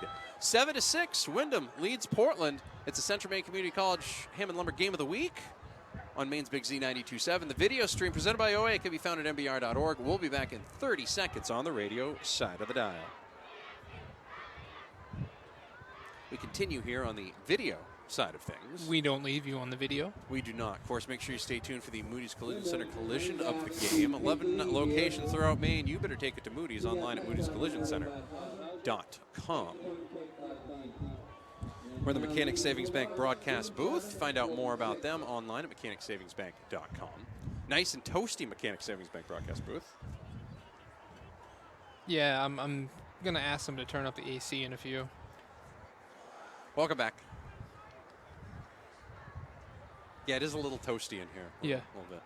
It was funny. I went into the Peter Gribbin Memorial Press Box. By the way, we're back. Central Maine Community College Hammond Lumber Game of the Week on Maine's Big Z 92.7. Video stream at mbr.org is presented by OA. Peter Gribbin asked me, he's like, oh, did you want to bring the heater in? And I'm like, no. I remember being down here a few years ago when we brought a heater in, actually blew the power out in one of these things. So yeah, that's probably not a good idea. I figured we would need the power. Kick is away, and it was like a little squibby onside kick thing. I don't know what they were trying there. Tanner Bernier was kicking it off, and all sorts of problems for Portland to field it, but they did land on it. And Portland's going to start off with excellent field position at their own 47-yard line. 5:45 remaining in the first half. Windham does get the ball to start the second half. But interesting call there by Coach Perkins. Yeah, not sure why Medina wasn't kicking off. Maybe he's not the onside specialist, but Tried to catch Portland by surprise there is what I'm guessing. good field position for Portland, though. Windham in the 5-2. Batchelder's going to keep it himself. He's going to fake the handoff. He's going to get up to the 48-yard line. Gain of 1. Looks like they're actually going to mark him to the 49, so it'll be a gain of 2, 2nd and 8. Jacobson on the tackle. Michael Hoffer from the Forecaster will join us at halftime. It's always good to talk to him. It is. He's like a He's just an encyclopedia. full of knowledge. Yeah. He was a history major in college. I don't know if you knew that. I did not know that. He's put that to good use. 2nd and 8. Handoff. Boldick. No, excuse me. Nope. Inside Windham territory down to the 47-yard line. Good That'll be defense. a Yeah, gain of 3. good defensive play. Number 24 there for Windham. That is actually Nazari Henderson. yeah, he's played really well in the defensive end position.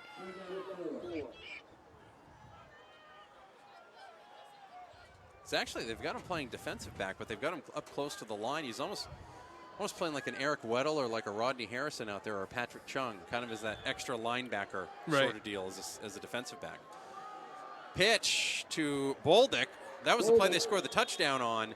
They did not get it here. Batchelder was like, oh, let's go for it. Boldick got tackled out there. Good play out there by Jacobson and Hauser. Yeah, I mean he's not just short. He's a full yard, about a yard and a half. Yeah, over a yard. 4th and 1 at the 44. They got to get to the 43 for a first down. And Portland's going to take a timeout. Batchelder was in the punting position. Hauser went back to field it. But Coach Jim Hartman took a timeout. We'll keep it here. Don't have to sneak in 8 trillion spots this evening. So we'll keep it right here on the Central Maine Community College Ham and Lumber Game of the Week. Video stream, of course, is presented by OA. You can find more from them online at orthoaccess.com. They're a video stream sponsor. You can find the video stream online at mbr.org, or if you want to watch on your Roku player or whatever TV thing it is, download the YouTube app and look for MBR Sport on YouTube. Portland talking it over here. You wonder what type of play they're going to run here. If they're going to try to run something where they get Windham off sides, or something else entirely. That, and it's always dangerous when your quarterback is the punter as well for the defense, because obviously he can pass, run. We've seen him do both. Windham has to stay disciplined, like you said, on the offsides and the hard count. Ball back at the just shy of the 44-yard line. 4th down and 1. Batchelder under center. 44. I formation. Looks like they're going to try a hard count here. Batchelder's going to sneak it. He's going to fall forward. It looked like he fumbled. He fumbled, yep. He was definitely short, regardless of what happened. He did not make it. And 4th and short, the Windham defense holds. Huge play for the Eagles. 4:02 remaining in the first half, 7-6. Windham with the lead, and now the football, as Batchelder was unable to convert on the quarterback sneak. Yeah, huge defensive play for Windham there, and the coaches on the sideline are fired up. I was trying to figure out how they're out there in shorts, but I mean, when you're that fired up, I guess you're never going to get cold. I think that's how that works. Yeah, they've been doing that for a long time, actually. The Windham coaches, they've been wearing shorts in whatever weather it is for years, since 2008 at least. Oh, someone else is wearing shorts here in the booth. I don't know. Yeah, I don't know who gave me that idea. It's strange. Leslie in the shotgun runs it up the middle. He finds some running room. And Boldick probably hung on for dear life, but got Leslie tackled down after 9 yards. Here's a flag. 2nd and 1, and it'll be a holding penalty. Yeah, you're definitely going to have to be my eyes on the flags because I can't tell if it's a flag or a leaf going across the field at this point. Yeah, no. Because there's multiple leaves that are going across the field as well. I got your back on the flags. That's I for got to sure. tell you, I'm really impressed with these trees. Like, we're in mid-November. I assumed with wind like this, those leaves would have been off here already, but there are a lot of leaves over here surrounding Fitzpatrick Stadium. They're still in decent shape. Winter is coming, unfortunately. Hopefully can hold off for a little bit. First and long. Leslie's going to run it again. He is not going to find nearly as much running room this time. He gets up to the 40.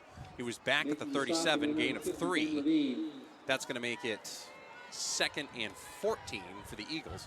3:25 remaining in the first half. I don't expect Windham to be in a huge hurry here. Portland has 1 timeout remaining.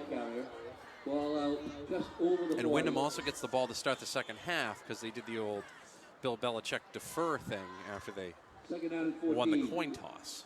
And but Bill, Windham, they trust. Yes. Of course, if you're Windham here, you probably want to get a first down and not have to worry about all that. 2 receivers to the left, 1 to the right.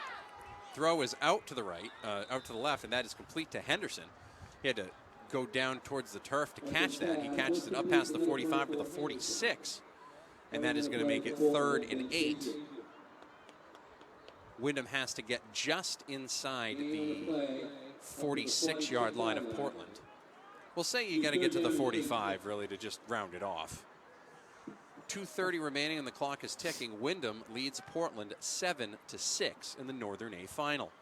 Yeah, we'll just go with Windham needs a first down. Yes, I think that would. I think most of your Eagle fans that are watching and listening would agree. Leslie all by himself in the shotgun. Waiting as long as he possibly can, and now Coach Perkins will take a timeout. Looked like they didn't like what they saw there, and they wanted to use as much time on the clock as possible. Stops the clock with 2:09 remaining here in the first half. Windham leads Portland 7-6 on the Central Maine Community College Ham and Lumber Game of the Week. The video stream is on mbr.org and is presented by OA. Big play here for both squads. Seen so many games this year that were decided or the momentum swung and changed because of a play towards the end of a quarter or the end of a half. Yeah, absolutely. I mean, 2 minutes and 9 seconds left. Depending on what happens, I mean, Portland obviously wants to try and put another one in, especially where Windham does get the ball first. But like you said, momentum shift, you know, even if it's halftime, going into halftime, momentum is huge. Just ask Bill Belichick. Yes, absolutely. He's a pro on that. Yeah. He knows a few things. Brady and him have scored a few touchdowns before the half. And then gotten the ball to start the second half because they deferred the kickoff. There was one point last year, I think they won like 11 straight coin tosses in a row. I'm not surprised. That's people are like, how does that even happen? By the way, I do want to shout out Nick Levitt on the Portland sidelines with the American flag socks. Impressive. Hauser on the reverse is not going to get it. He's going to get stopped at the 48-yard line. Nice play there. They ran a counter reverse where Leslie kind of went one way and Hauser zagged to the other. Portland was not fooled regardless. Yeah, they ran it to the short side of the field again. I'm not sure what They must that's all see about. something over there. Right. Hauser back to punt it at the 35-yard line. Pasquale's back at the 20. If I'm Windham, I'm probably punting away from him. Instead, they kick right to him. He runs up to field it at the 25, down the sidelines, and he got knocked out of bounds at the 31-yard line. Nice play there by Des Leslie on the special teams play, getting some congratulations from his coach over on the sidelines there.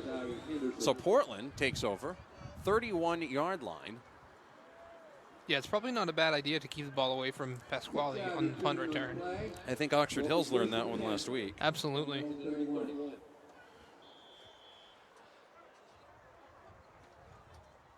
Seven to 6, Windham with a lead over Portland. It's a Central Maine Community College Ham and Lumber Game of the Week on Maine's Big Z 92.7. You want to watch the video at mbr.org, the video stream presented by OA. Shotgun for Batchelder. 2 receivers to the near side left. 1 receiver in the slot to the far side right. He moves Bolduc over to the right. Now he's going to move Nope from the left to the right. Batchelder's going to run it himself, and he is going to get stuffed inside the 30. Wow. Back at the 29-yard line. Only one timeout left for each squad.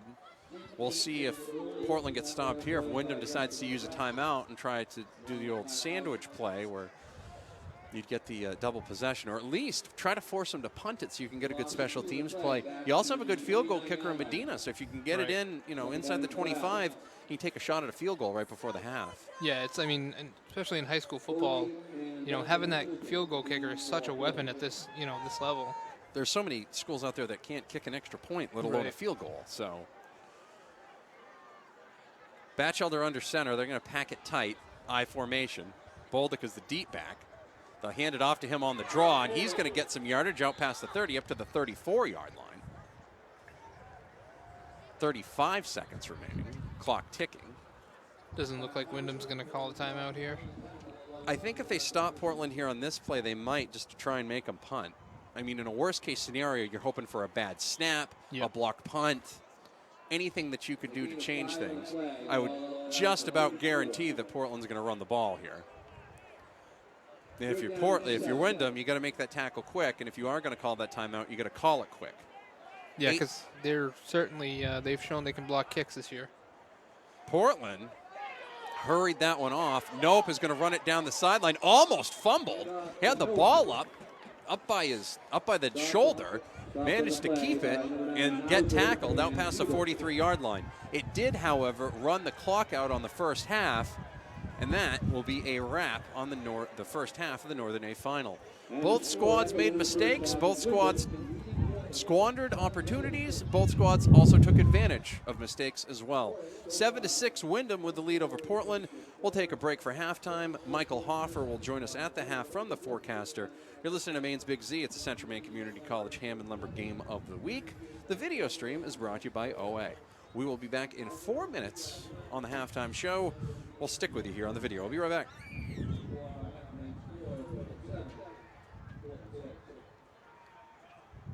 Of course, if you're watching the video stream right now, the wind has picked up considerably here in the last couple of minutes. Yes. I moved back in the booth. I mean, I'm not usually cold, man, but wow.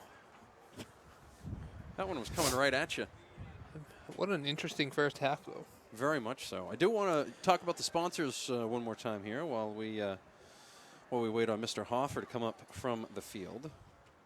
Mr. Hoffer. Mr. Hoffer. We're not talking Jimmy. The Hoffinator. Of course, our coin flip sponsor, which was won by Windham, Maine Athletic Fundraising. Maine Athletic Fundraising, the right choice for your fundraising needs. No risk, no upfront costs, no minimums. Find out how they can help you today at maineaf.com. Also want to welcome our newest sponsor, Mexicali Blues, your place for clothing, home stylings, and much, much more. Find them off Route 302 in Raymond, or find them online 24/7 at mexicaliblues.com. Timeout sponsor is Affordable Water Treatment of Maine and Maine Radon Pro. They offer both residential and commercial water treatment and radon air mitigation services. Just one call, they treat it all. Online at affordablewatertreatmentofmaine.com. Our pregame show is brought to you by Sunday River Brewing Company.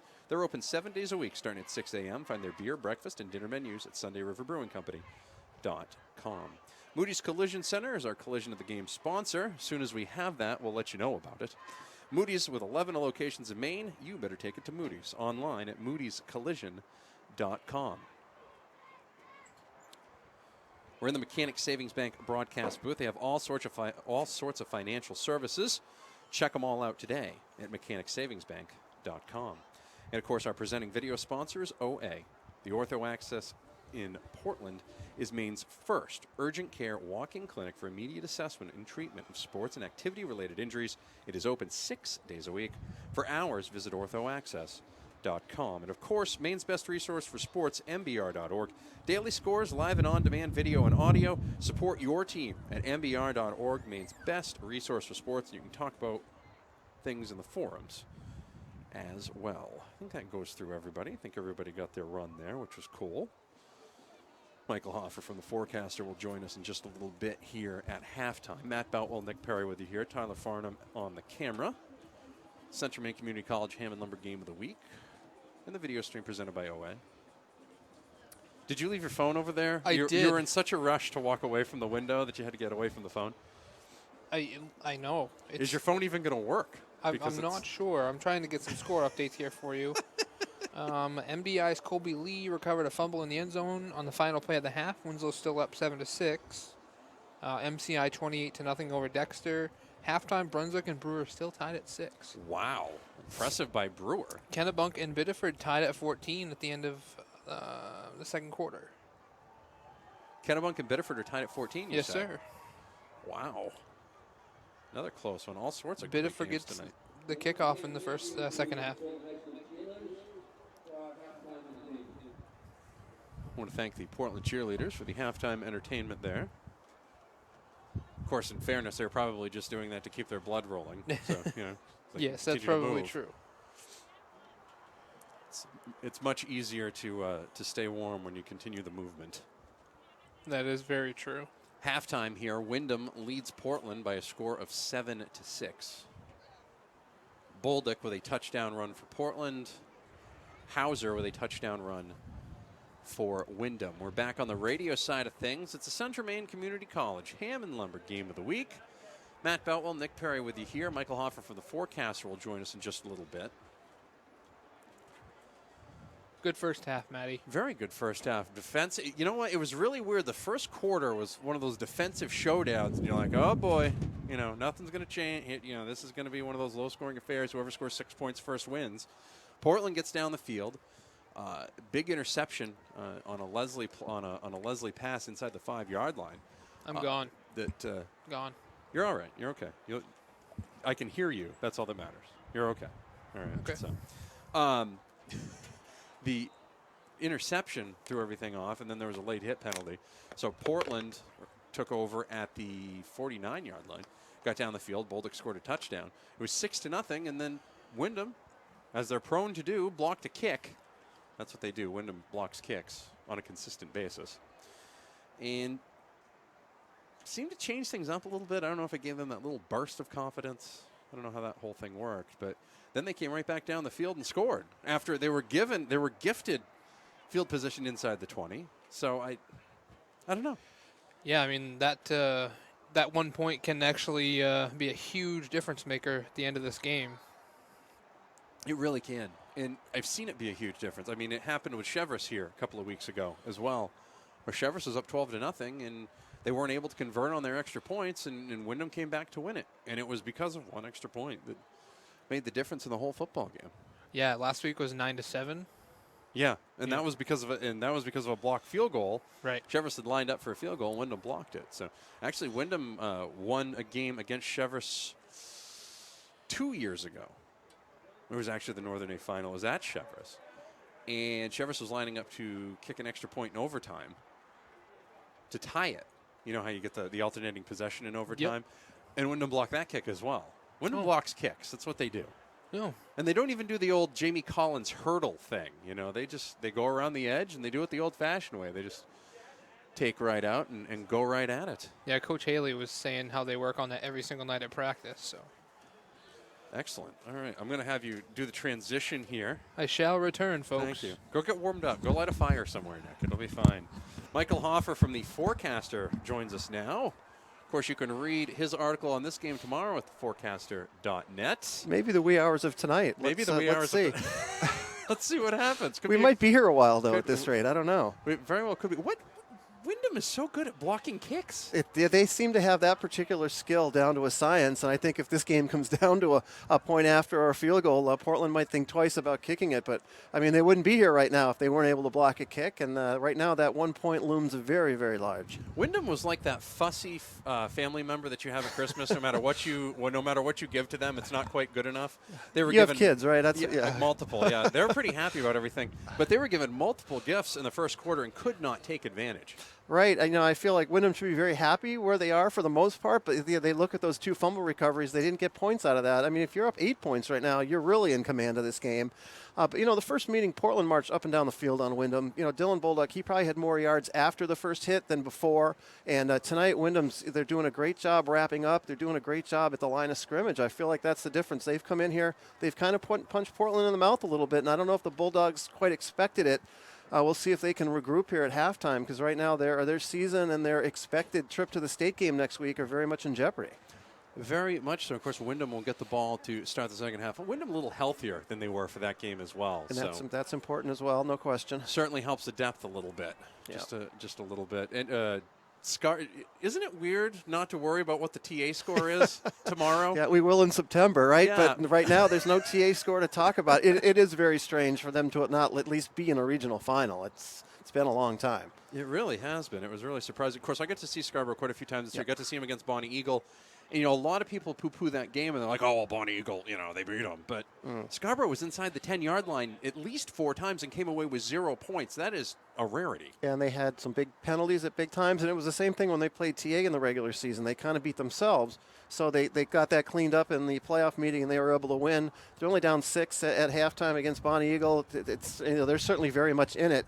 But I thought they might have a little bit tougher time tonight. I think Bonnie Eagle's defense is better than TA. They're playing on grass at night out there as opposed to on turf on a Saturday afternoon. So I thought they might have a little bit tougher of a time. But again, I wouldn't write off the Red Storm. They've got the magic going right now. Certainly do. Of course, we'll get you some scores from around the area in just a little bit. You attended some National Letter of Intent signings this week. There are a whole bunch of kids going to college to play ball. Yeah, and it's great to see, and we see more and more of that every year, and I think schools make more and more of a point of doing it.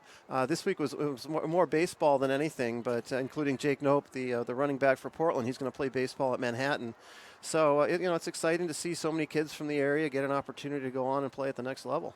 The Manhattan Jaspers. That's right. They are the Jaspers. Yes, very good. That was good. The old purple there. That was good. Now, more baseball this week. Ryan Twitchell from Greeley. Yes, right. Yes, and he's going to URI. So one of the few Division I commits, which is very exciting. Got the Armitage twins from Falmouth. They're going to go play at Marist. And then you've got Cam Garino from Falmouth, their left-handed ace pitchers, going to New Haven. So we're producing some pretty good talent here on the diamond, and certainly other sports as well. Looks like, I just, when you said URI, all I could think of was Louis DeStasio back in the day. There's a name from the past. Well, the legendary Louis DeStasio from Chevrolet, who was who was a tremendous baseball player, but one of the best kickers I've ever seen in Maine high school football. That kid could nail it. Now, Medina had a chance, I don't know, at the 25-yard, 35-yard field. That thing had the distance. It definitely had the distance. It just tailed to the left. So, again, we're talking about a game that might be decided on special teams. And, we talk about special teams, Vinny Pasquale for Portland returning kicks. He's a game breaker. His interception return helped set up that touchdown. So, it's not necessarily the traditional offensive star players that might decide this game. It might be someone else. And, if Windham can just hang in this game going into the fourth quarter, I think they have all the momentum, because I think Portland thought they were going to have maybe not a big lead at halftime, but I think they felt like they'd be ahead and maybe in control of the game. And they're not at all. Windham has more yardage. They answered Portland's touchdown. That could have been demoralizing. You have 2 turnovers. You can't take advantage. Portland goes down and scores. And instead of sulking, Windham with a very impressive drive to retake the lead. So, Coach Perkins and his staff, they seem to always get the most out of these kids, and you can't ever overlook them. Got to tell you about Pasquale. Last week against Oxford Hills, I thought he was the one who really started the fire. With apologies to Billy Joel, with his kickoff return in the punt return. I mean, he did a great job on the special teams, and tonight was able to do the same thing with the interception. I thought he was actually going to break that thing loose. And it wouldn't surprise me. He doesn't need much space, and he'll go. And I think you saw on the kickoff after the touchdown, Windham elected to just do a little squib as opposed to kicking deep to him. They're very aware of him and very wary of him, as they should be. And they still ended up kicking it to him on the last one. It's tough to get a 25-mile-an-hour crosswind out there. Yeah, so that's a big factor tonight, and you can't really practice that, and you can't really account for it, and it certainly affects both teams, but it does cut down on what you can do through the air. I actually think it cost Windham a touchdown earlier, because I think on the second play of the game, he was open. had Hebert wide open. I agree, and he overthrew him. Yep. And it hung up there just a hair longer, and you're like, ugh. That's when you're like, is it wind? Is it just... it could be a million different things, but boy, it's much easier to blame it on the wind when it's blowing like that. But I think you got to keep taking shots in Portland too. I think it's imperative that they get Griff and Foley involved somehow, either as a threat or as an actual receiver. He was huge in the last matchup between these two teams. He's had some big plays all season long. They haven't even looked his way yet, and I know that Coach Hartman doesn't like throwing the ball, but that Wyndham's done a great job bottling up Bolduc and Batchelder, so they're going to have to try some different stuff, and I think they're going to have to throw a few passes to win this game. High school basketball season, 2 weeks away? 3 yeah, weeks away? Right, yeah. First game's 4 weeks from tonight. Countable, yep. It's much warmer in the gym. Yeah, I'm looking forward to that, honestly. As much as I love being out here for football, it's getting to the point where it's getting a little chilly. At least it's dry, though, so I'll take that. Have you looked ahead to next weekend yet? Do we know yet? As far as weather? weather, Do you know? I don't know. Well, I guess we'll know as we don't get know? closer. It's either been there have been some miserably cold days and some nice days. I don't remember rain very often, so knock on wood there. But it seems like at least it's dry, but it can be very cold. So Well, it's been a drought now for like a year, so of course it would rain then. Of course, It was yeah. like, remember, we managed to get Yeah. through the entire It was high a school great football fall. season Yep. right until the last 2 weeks of the season Great when fall until- Friday and Saturday, yeah. I was like, we're gonna rain a lot. It's Yeah. all good. Michael Hoffer from The Forecaster. You can follow him on Twitter, 4Sports. That's FORE Sports, 4Sports. And, of course, you can read him online at theforecaster.net. I'm sure he'll have about a 3,300-word opus about this one later on. that's a good over/under, sure. That's we'll go 33-33, I think. That way there's no push or anything. Right. Michael, thank you very much. Thanks for having me. We'll have more on the way. We'll take a break, and we'll be back on the radio side of things in just a moment. It's the Central Maine Community College Ham and Lumber Game of the Week on Maine's Big Z 92.7. The video stream is presented by OA, and you can find that at mbr.org. Also, just follow and subscribe to the MBR Sport YouTube channel. That way you'll be up to date whenever MBR Sport goes live. We got about 4 minutes until the second half gets underway. We'll be right back on the radio side of things. Maine's Big Z.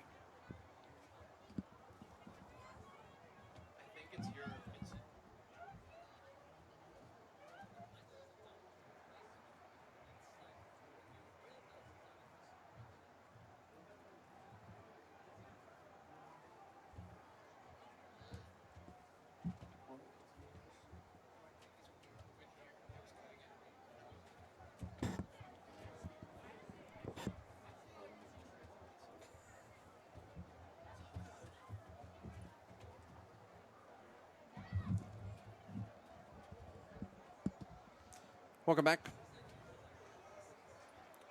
Halftime. Central Maine Community College Ham and Lumber Game of the Week. Maine's Big Z. 92.7. If you're looking for the audio stream for this one, if you can just hear the audio for whatever reason, and there are usually reasons for that. Of course, you can find that audio stream at mbr.org. You can also find the video stream at mbr.org as well. The video stream is sponsored by OA. Make sure you check out their Ortho Access Clinic 6 days a week. Hopefully you don't need to check it out, but if you do, it's there for you. Go to orthoaccess.com for hours. It's located at 33 Sewell Street in Portland. We're about 3 minutes away from the start of the second half.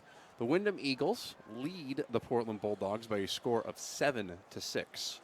Matt Boutwell and Nick Perry with you here. Extra point.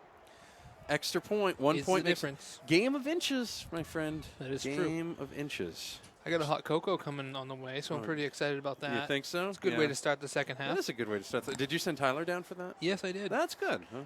He's a youngin. He's a yeah, as someone who just barely turned 30, I love you calling other people youngins. That's tremendous. Oh, goodness gracious. Of course, Portland got their first touchdown on a Dylan Bolduc touchdown run on the short side of the field after Pasquale picked off a Leslie pass in the red zone. Windham had 2 turnovers and also had got a offside penalty on a punt by Portland to keep drives alive and start over with new possessions. And Windham was unable to take advantage of that. Portland went up 6-0. The extra point was blocked. And then Windham came right back out and right down the field. Big completion from Leslie to Hebert. And then Blake Hauser, into the end zone for a touchdown. And on the toss to the left-hand side, they also ran a toss to the left-hand side on the short side. And they got the extra point. Medina put that through the uprights. And that made it 7-6 Windham. And that is where we are at now. Windham won the coin toss. They will start with the ball here to start the second half. Matt, am I correct in saying Portland had 2 fumbles in the first half? 2 fumbles. Okay. Yes. Each team had 2 turnovers? Yes. Did Windham have 2 turnovers or just the Was it one? 2 or 1? I think they just had the one. They had the interception. They came close to having some other ones, but they did not. Yep, that is true. Be interesting to see if Portland throws any more than they did. They only really threw once or twice that first half. Well, Michael was just in here. Of course, Michael Hoffer from The Forecaster came in and talked about that a little bit. Said that, talked about it, etc., and said that Jim Hartman doesn't like to throw, but he'd like to see him get the ball to Griffin Foley a little bit. Yeah, you were saying that he had a huge game last time? Yeah. He really did. He had some plays last time towards the end of it. Windham was starting to get back into the last game in the fourth quarter. And actually, with about 5 minutes left, was a possession. I think it was a one-possession game. And Portland actually managed to just pull away. And Foley, on one of the plays, was stuffed. And he was not going to be shot. He was not going to make the first down. Broke a tackle and got down the sidelines. And that was really what put Windham away, I would say, in that one. Right. 42-21 was the final the last time these two teams met. Of course, we talked about Scarborough earlier. Scarborough played Thornton Academy earlier this year and lost to them, and then they beat them last week. Haven't gotten a score yet or a score update from Scarborough Bonnie Eagle. We'll try to get you that as soon as possible. It was 7-6 last time you were there. And we'll see if the rematch here holds serve and Portland can match what they did last time, or if Windham will even up the score. Of course, Portland rematched with Oxford Hills last week and won by a little more, actually. Last time they won 36-7. Last week they won 55-7. Yeah, I haven't been able to find an update on the Bonnie Eagle game. MDI has the ball to start the third quarter. It says a chance for Belichick-esque double score coming out of the halftime. Clark is going to kick it off. There's a rogue leaf behind him. It's not a flag. And the ball is completely off the tee, so somebody's going to end up having to hold that. I'm surprised with as windy as it is today that this is the first time. This is the first time. For those of you listening on the radio side of things, Portland will be kicking off right to left on your radio dial. And the ball does fall off the tee again, so that means Portland's going to have somebody come hold the thing so it doesn't fall down. And they hope and pray that person doesn't kick their finger. That was always my biggest concern, was will my finger get kicked? Especially when it's cold like this. It's bound to snap right off. Apparently they're not going to have anybody hold it, but they only have so much time here. So Clark steps back to the 31-yard line. They're really testing this wind here. Clark ready to go. Kicks into it. Hauser will run up to field it at the 17-yard line. Almost lost it. Got it up past the 30. And that is where Windham will take over. Its ball almost squirted out of his hands there. Got to be tough to grab onto the ball tonight. Yeah, definitely. He fumbled with that 2 or 3 times before he was able to secure it, and then it really wasn't that secure. It's one of those things like somebody throws you something and you catch it, but it doesn't look pretty the entire time you're catching it. Right. And the whole time you're like, I'm probably going to drop this thing. That's really what it looked like. And then you pose after to make it look like it was easy? Exactly. Or is that just me? That's exactly what you did there. He did not, however. No. Blake Hauser did not do that, which is impressive by him. 7-6. Portland trails Windham at the half. Leslie taking forever to get the play from the sidelines. If you're Windham, you do not want to start off the second half needing to call a timeout because you're going to run out of time. Not at all. Back judge is already lifting the hands up. Leslie's going to take it, run it himself up past the 40. He's going to keep his legs churning up past the 30, out to the 34-yard line. Gain of 3. Actually, they're going to mark it just shy of the 34, so we'll call it 4. That was a pretty tough run by Des Leslie. Yeah, absolutely. Just lowered his head and kept the legs driving. Windham came out on their first possession and spreading the ball out and throwing the ball all over the place. Be interesting to see what approach they take here in the second half to start it. 7-6, the Eagles lead. Leslie's going to run it up the middle again. He's not going to find nearly as much running room that time. Up past the 35 to the 36, gain of 2. It'll be 3rd and 4. I've been keeping my eye on Nazari Henderson, number 24. He's obviously a big-time player for Windham, and as they were going into the locker room, he was limping pretty bad, but he seems to be okay now. Might have been cramping up. That's also possible. Some type of penalty here? Legal procedure. I didn't even see a flag go down. It might have been a leaf. It might have been. Apparently it wasn't, because the officials are marking the ball back, and they're going to mark it back to the 31. So that, instead of 3rd and 4, is going to make it 2nd and 11. That's weird. That was a very stealth illegal procedure penalty. Yes. Shout out to Tyler for the hot cocoa. Yeah. You guys are going to need that to keep warm, so all good. Well, I can feel my lips actually moving now, so that's good. It's always nice. That's probably why you couldn't hear me earlier. Your ears were frozen. That's also a Pitch to possibility. Hauser out of the pistol. He's going to bounce it to the outside. He's going to break a couple of tackles and get out to the 35-yard line. He did a really good job there avoiding the tackle of Ben Stasium, who forced him to the outside.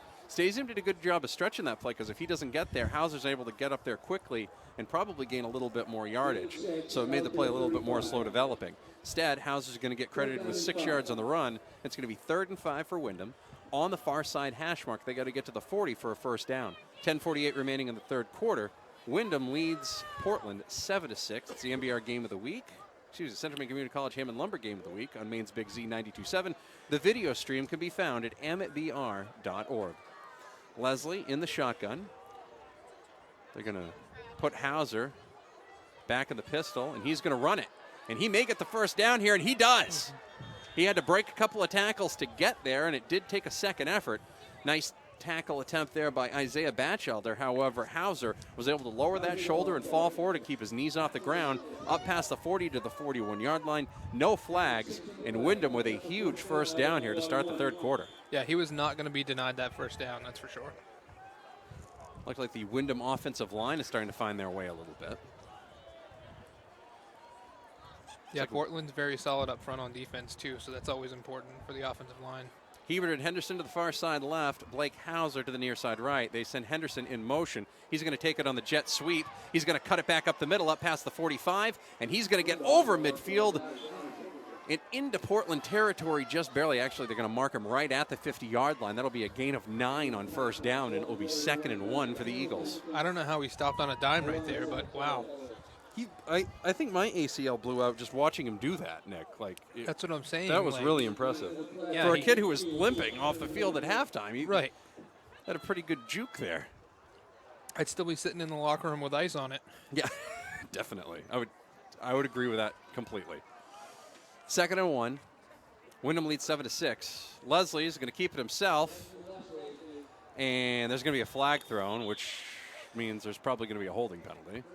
Or there's going to be a face mask, and it looks like LeBrecq is pointing the other way. We'll see. We'll see what they call. It's going to be a personal foul. That's a face big one. mask. Oof. Portland Bulldog fans just turned around inside and may or may not have said a couple of 4-letter words from what I just saw there, but... And she punched her boyfriend in the arm. Yeah, exactly. So instead of 3rd and short, it is now going to be 1st and 10 up to the 35-yard line. If you're a Windham fan, you're very happy about this drive. If you're a Portland fan, not so much. 9:30 remaining in the third quarter. Windham leads Portland 7-6. A trip to the Class A state title game, which will be right back here next Saturday, is on the line. Portland was there last year, right? They were. Windham was there the year before. Leslie looking to throw it out and does. Completes it out to Hauser, who is tackled out at the 31-yard line. Stasium, good job on the tackle there. Actually, they're going to mark him at the 33-yard line. So all that action and only a gain of 2.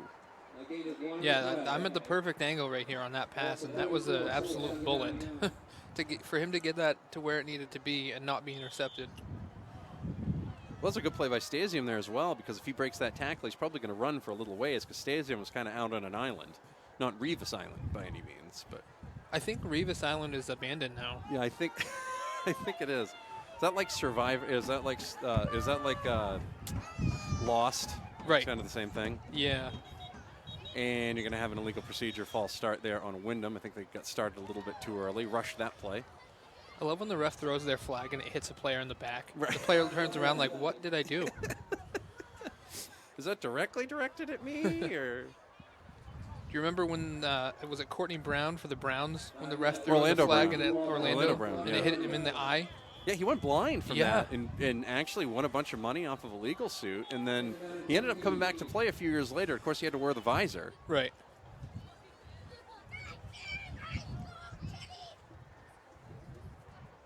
He was not impressed with that. No, he was not. 2nd and 15 for the Eagles, back at the 40-yard line. Windham Eagles playing a very Oakland Raidery type of game today. I'm not quite sure how many penalties exactly that they have, but they've had quite a few of them. However, they lead 7-6. 8:20 and the clock is running remaining here in the third quarter. Leslie back to pass, looking for Hebert. Batted up in the air, incomplete. Pasquale on the coverage. That was a dangerous pass and could have gone either way. Instead, it went on the ground.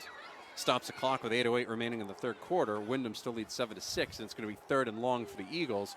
And if you're an Eagles fan, you would hate to see this drive end inside Portland territory at the 39-yard line. Yeah, aside from that one pass interference penalty, Pasquale has done a really good job on coverage in the in the defensive backfield. You know, honestly, I don't really blame him on the pass interference there, because if he doesn't do that, it's probably going to be a touchdown. Exactly. Bonnie Eagle leads Scarborough 13-7 at the half. Leslie in the shotgun all by himself. Back to pass. Takes a step. Throws it deep. Has a man. Hebert caught. 5. Touchdown. Wow, what a strike. 39 yards for the Windham Eagles, and the senior Desmond Leslie threw a bullet through the wind. That's the same play they ran in the second play of the game, where the throw was a little elevated from the wind, and they couldn't hook up that time, but what a big strike there. 70-yard drive for the Windham Eagles. And with 8 minutes remaining in the third quarter, the Portland side has gone a little bit quiet. Possibly because they're like Audrey in Christmas Vacation. Their lips are maybe frozen. But that is also true. The play kind of knocked the wind out of them a little bit. Medina on to kick it. No pun intended on wind? Yes, no pun intended. Yes. Yeah. No pun intended. Neon cleats. Love them. Medina in to kick it. Hauser will be in to hold it. I believe they're counting all the players.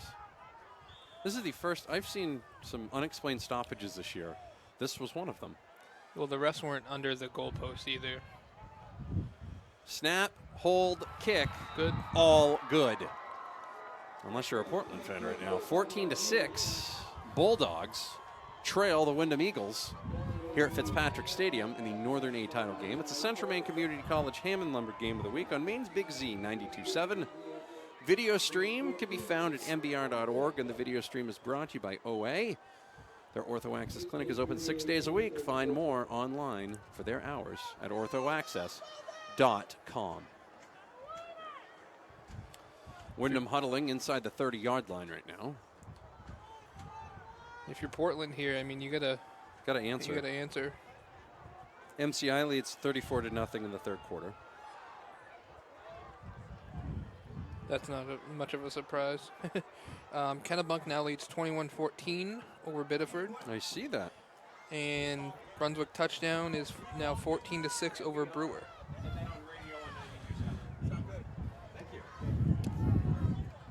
I always like to be complimented for things by random strangers. I really appreciate that. I don't know if you heard, but Brunswick is up 14-6 on Brewer now. I predicted Brunswick-Kennebunk earlier when we were off the air. So you did. We'll see if that holds up. And, of course, that game would be next Friday night right here on Maine's Big Z. Another little squibber. Poochie kick from Medina there, and it's going to bounce. Baldick's going to have to fall on it.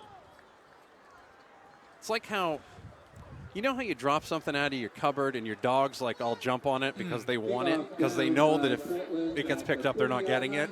That's exactly what it looked like there, and Baldick jumped all over that one, and he managed to get the ball. So Portland will take over the 30-yard line. No return on that, though. That's the most important thing. And I think that's why they're doing that, because those Portland special teams, as Oxford Hills found out last week, and also as Windham found out earlier in this game, Portland special teams, nothing to mess with. No, not at all. I mean, Pasquale, like we talked about earlier, he's electric every time he touches the ball. Apologies to the Lake Region band for using nothing to mess with there. I feel like that's trademarked by them, but I used it anyway. Batchelder in the shotgun, back to pass, throws it, and what do you know? Griffin Foley up past the 35 to the 37-yard line.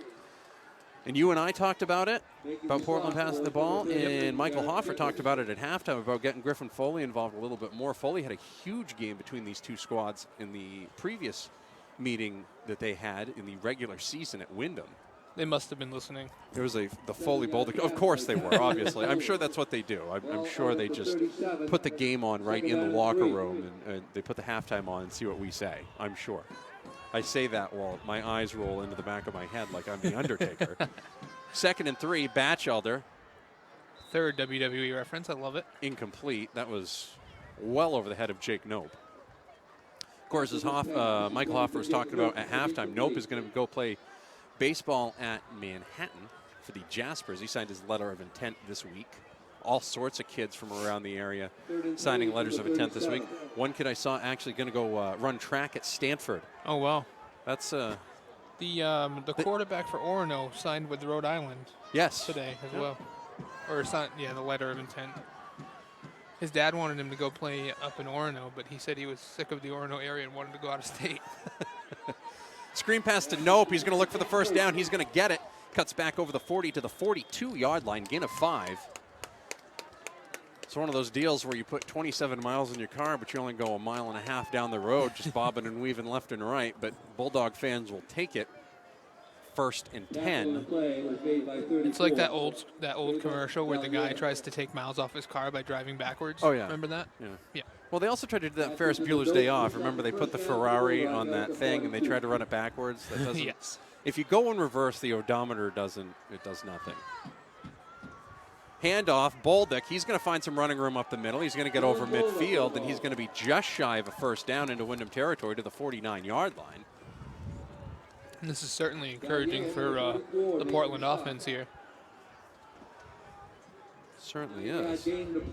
Looks like that pass might have opened it up a little bit because Coach Hartman not big into the passing game. Of course, he had a 4-year starter when he coached at Yarmouth and Brady Newyar. He started as a freshman when they won the state championship. Handoff up the middle. Bolduc gets through the first one. The ball is on the ground again, and the Windham Eagles say they have it. Another fumble. They're going to call him down? They're going to call him down. Wow. Lucky break there for the Portland Bulldogs. That would have been their 3rd turnover of the ball game. Officials still talking it over. And that would have been the 2nd recovery for Justin Lebrec. Had it come to fruition. He's like a vacuum cleaner out there. Right place, right time. Like Patrick Starr with Grandma's Cookies. 6:05 remaining in the 3rd quarter. Windham leads Portland 14-6. I love the SpongeBob. I'm glad you caught that.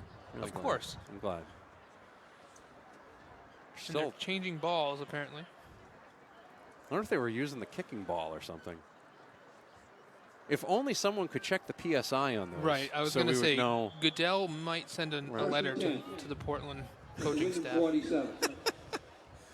I don't want to see Isaiah Batchelder suspended at all, though. That's not. Hopefully, he doesn't call himself the deflator. Right.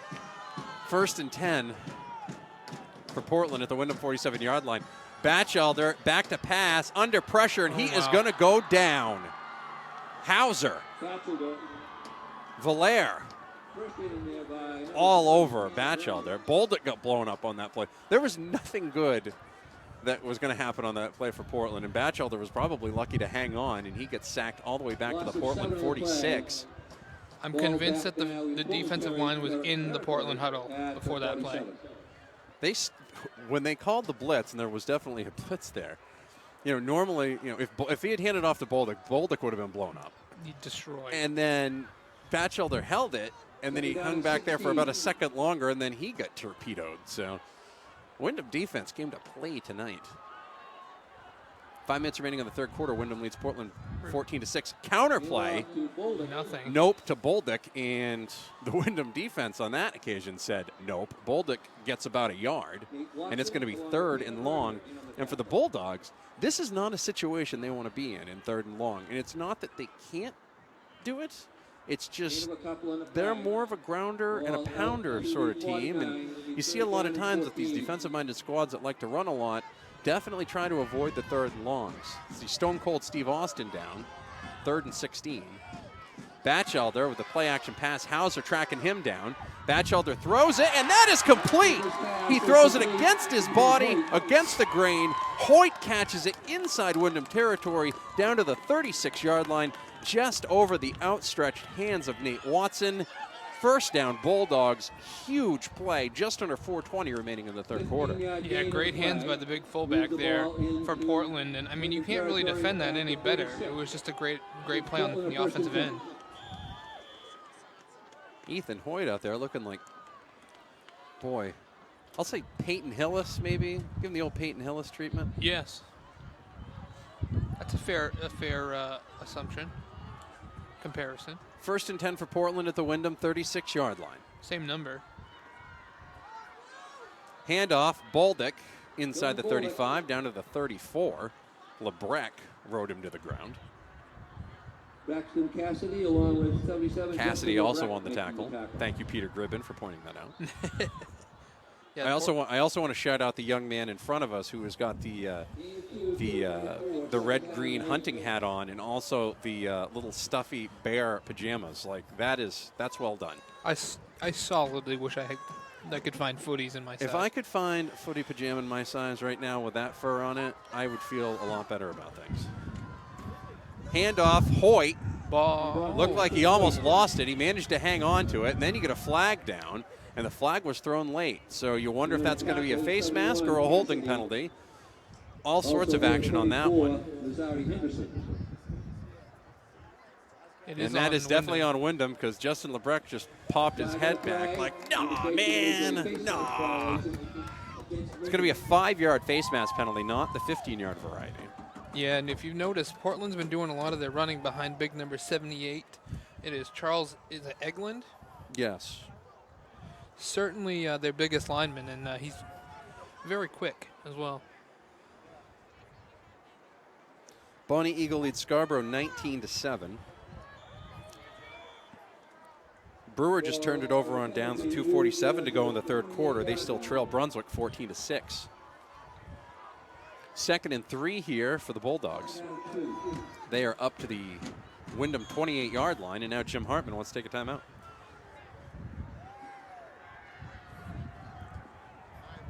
Central Maine Community College Hammond Lumber Game of the Week. Matt Boutwell, Nick Perry, Tyler Farnham with you here up in the booth. Every time you say that, I think you're going to say Tyler Farr. Hashtag radio problems. Yeah, I was not going to bust in or out with a guy walks into a bar there or anything like that. Definitely not any redneck crazy either. Nope. Central Maine Community College Hammond Lumber Game of the Week on Maine's Big Z 92.7. The video stream can be found at mbr.org, and the video stream is presented by OA. Windham scored on their first possession here of the second half to extend their lead to 14-6. Portland looking to answer. Only one drive for each team in this quarter. What a play on that third down, though, by big number 44. Yeah, Hoyt made a good play on that. Also, Batchelder. I mean, that's not an easy play. I mean, he had Kyle Hauser all over him, and if he held on to that ball for another half second, Hauser was going to take him down with the ball in his hand. Yeah, and then it would have been 4th and 27. Right. Instead, pass was completed, and it was just past the outstretched hand of Watson. Watson's going to be if Windham doesn't win this game, Watson's going to be seeing that play in his sleep all night. Absolutely. I do not want to mention Rodney Harrison and David Tyree here, but here we are. 2nd and 2. Batchelder looks to run it. He does run it, but he doesn't gain anything. Braxton Cassidy. He was not spins him having any down of that. for a loss back at the 29-yard line, loss of 1, and it will be 3rd and 3 for the Bulldogs. 2:40 remaining in the third quarter. Windham leads Portland 14-6. Cassidy, only a sophomore, too. A couple more years on that defensive line for him. Pasquale will come out of the game for a moment. It's like Portland's going to go with their blocking scenario here. Possibly some play action. Nope, to the left. Hoyt in the slot. Play action, you're right. Good call, Mr. Perry, and that play is complete to Franco Lindos. One of the tacklers in there was 13, Garrett Peoples. I mean, realistically, 3rd and 4, your options are, there's a lot of options for you, but they've been running the ball so, frequently. Just opened up that pass in the flat. It was a huge play. Portland doesn't pass that much, but they've had 2 big pass plays here. Actually 3 if you count the first one with Foley. Ball now to 15, first and 10. First and 10 for Portland, I formation. Bolduc is the deep back.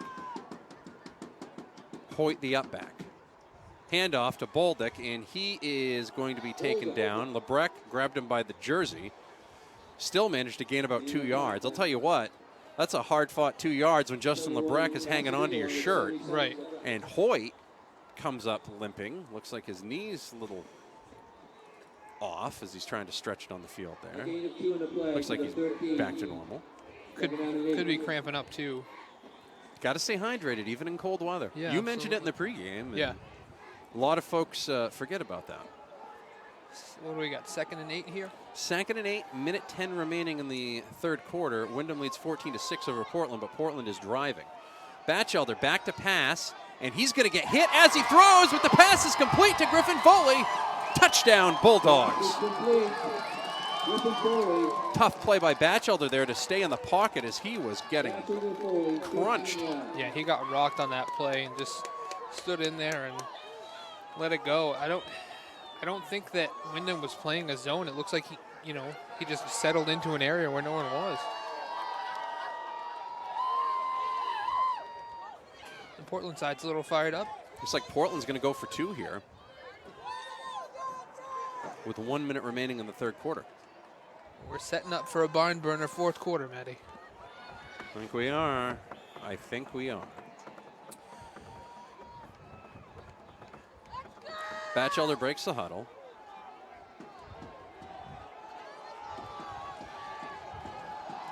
Batchelder and shotgun. They're going to move Nope from the left to the right.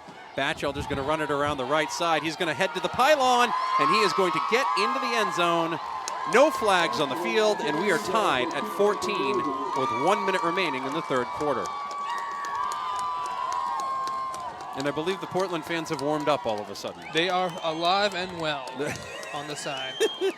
And I'm ready to start a little mini campfire here in the booth. Yeah, the Portland Bulldog fans have gone quiet after the first Windham touchdown, but huge drive there by Jim Hartman's Bulldogs to get back on the board and tie things up. We are tied at 14, 13 minutes left in this ball game. 2 crucial third down conversions on that drive too.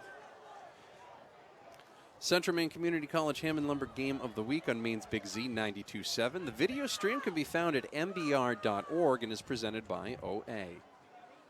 Clark will be kicking off for Portland. Hauser, Henderson, and Salem are back deep for Windham. Salem, very good on the special teams. If he gets the ball, could be very interesting. How bad do you want to say Hauser takes it to the house? That's too easy. It's too easy. I was giving you one. It was a slow pitch softball. Yeah, that's too. No, I've probably used that one before, so I try to keep it fresh. I believe so. Ball falls off the tee again. Stop me if you've heard that one before. Stop. Bolduc's going to hold it this time. He doesn't look too sure of himself. He does not look, and he does not look excited about holding it either. Like, he's going to hold it for as long as he possibly can and then walk away from it. He's like, okay, go. Nobody wants their hand to get kicked. Clark kicks it to Hauser. He fields it at the 16-yard line. To the 20, to the 25. Stops, starts, spun down, and down to the 34-yard line. 18-yard return, and the clock stops with 51.5 seconds remaining in the third quarter. Windham and Portland are tied at 14 in the Northern A final.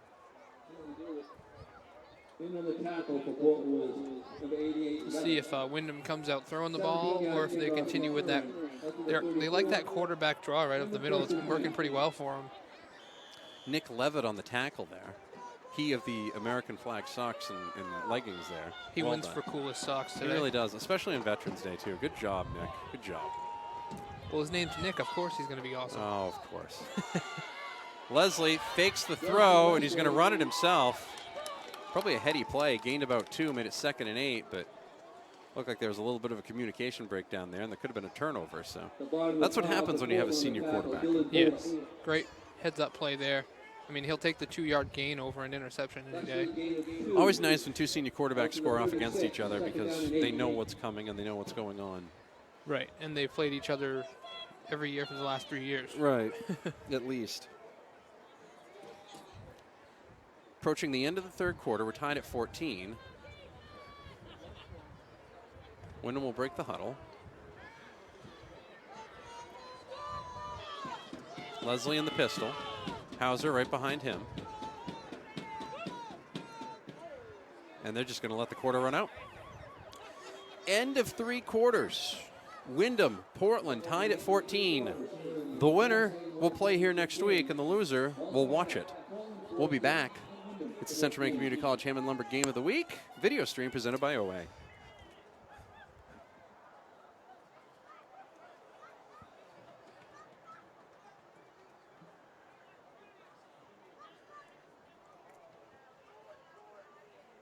Of course, we'll keep it here on the video side of the coin in between quarters. Big fourth quarter here. I mean, if you're Windham, I would assume, you know, you're going to look to put together a productive drive and at least come away with some points because it's been such a defensive battle realistically. Kennebunk now leads Biddeford 28-14. Bonnie Eagle is up on Scarborough 26-7 with a minute and 16 seconds remaining in the third. MDI leads in their game 12-7. MDI leads Winslow 12-7 with 9:22 remaining in that one. Just wanted to mention that to you, Nick. Hey, it's all good. It's all right. It happens. MDI is a good team too, They really are. which is actually really good to see because when I was in high school, they were really, really bad. And Come a long way. I don't say that mean, but I'm glad to see that their program has turned around. MCI leads Dexter 41-0 in the fourth quarter. Looks like MCI is going to be making a return trip to the state title game. Fourth quarter, getting started. We're tied at 14. Leslie with the ball, passes it to Hebert. He is going to get up to the 38-yard line. However, flags are going to be thrown, and I think that's going to be lineman downfield or a hold. Also helping out attack, number 70, Nick Giacuto. Dylan Bolduc is letting folks know that it was a penalty, and it was. Looks like a block in the back. Oh, wow. I thought they were going to get number 64 for a hold, but block in the back. You and I were wrong on both accounts.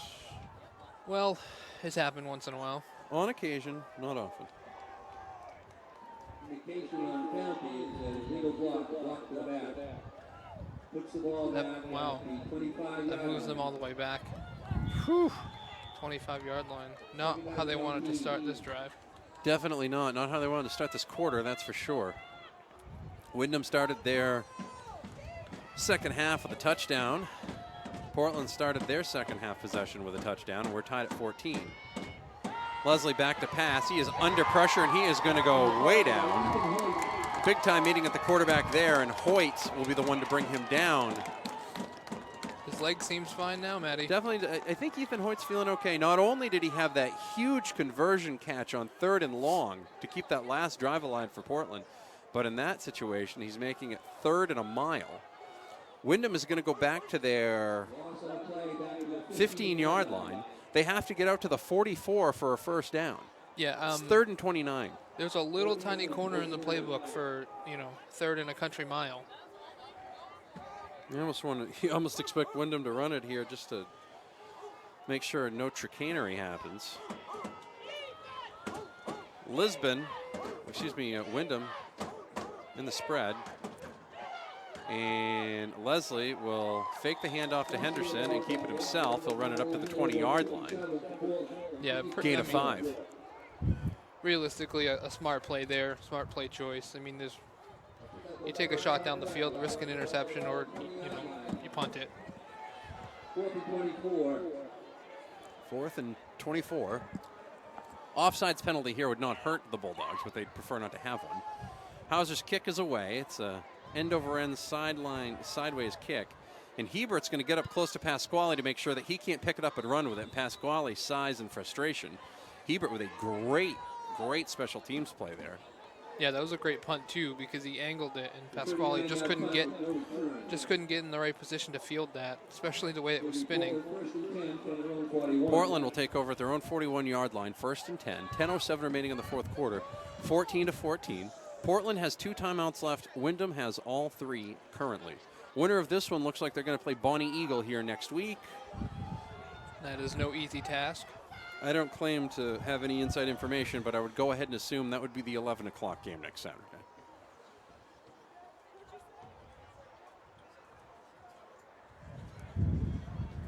Windham played both Bonnie Eagle and Thornton in this season, correct? Correct. They didn't. They lost to Bonnie Eagle 38-10. They lost to Thornton Academy 17-13. They did not play Scarborough this year, but Scarborough on opening night, beat the Portland Bulldogs 14-13. That was the last time Portland lost this season. Batchelder leads his offense onto the field. The senior quarterback looking to extend his career. Hands it off to Bolduc. He runs up the middle, and he is going to get met at the line, but he's going to carry the tackler forward up to the 45-yard line. LeBrec and Garrett Peoples on the tackle there. Still, gain of 4, 2nd and 6. Tough run in there for Bolduc. Yeah, just running downhill. That's, all we've seen a lot of from him, in the last 2 games. I got tongue-tied there. My tongue is frozen. It happens. Batchelder with the pitch to Bolduc. He is going to fight through some blocks and get knocked out of bounds inside Windham territory down to the 49-yard line. I think he's going to be just a hair shy of the first down, but it will stop the clock with 9:24 remaining in the fourth quarter. And actually, they're not even going to measure it. They're just going to call it a first down. It's 1st and 10 for the Bulldogs. Yeah, and if you're Portland, you want to keep running the ball and milking that clock.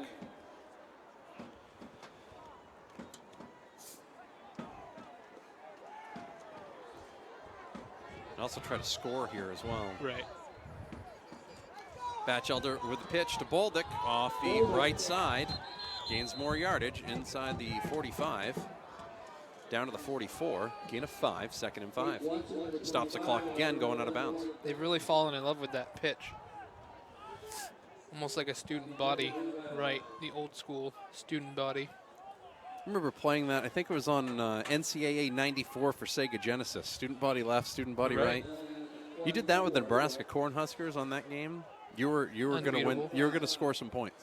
Is that like the Chicago Bulls and Charlotte Hornets on NBA Jam? Yeah, very similar. You were unstoppable. Yes.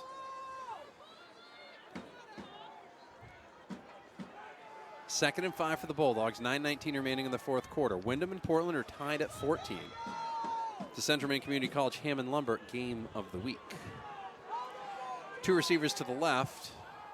I formation. Hoyt the up back. Bolduc the deep back. Batchelder pitches to Bolduc again. Bolduc cuts it up. He is not going to get out of bounds this time. They're going to run it up to the 41-yard line. It'll be 3rd and a long 1. Huge 3rd down here. Especially if you're Windham. Yes. This defense definitely probably feels like they need to get off the field. It looked like Uncle Mo. Momentum was on the Windham sidelines after the touchdown where they're up 14-6, but Portland took it back.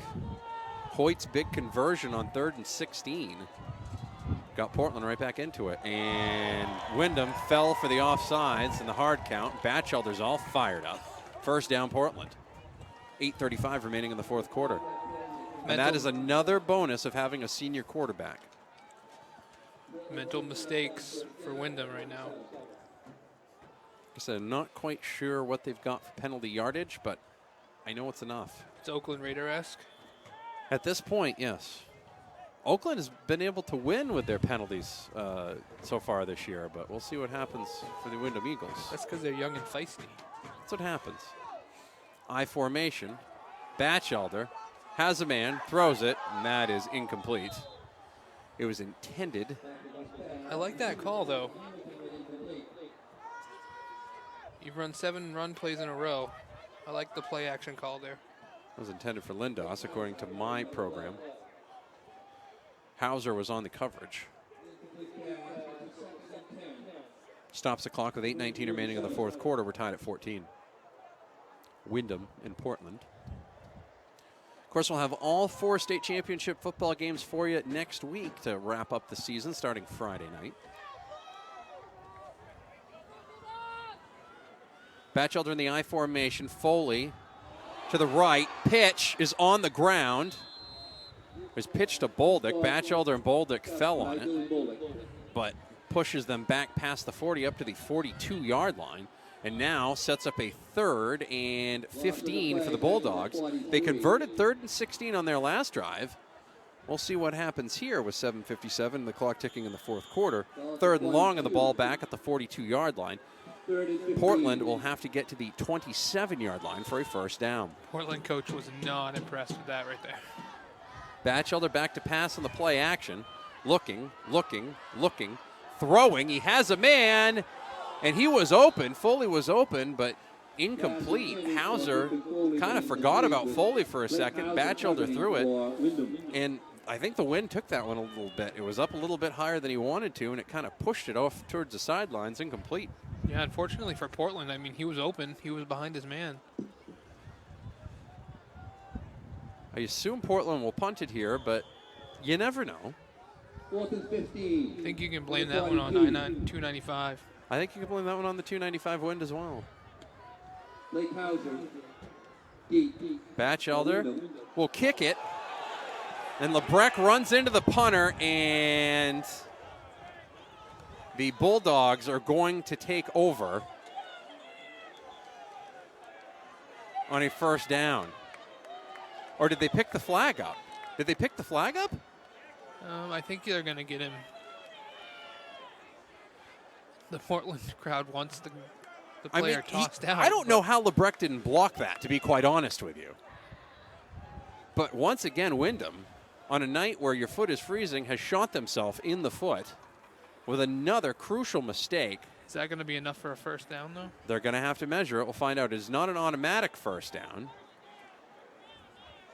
but it'll make it 4th and short.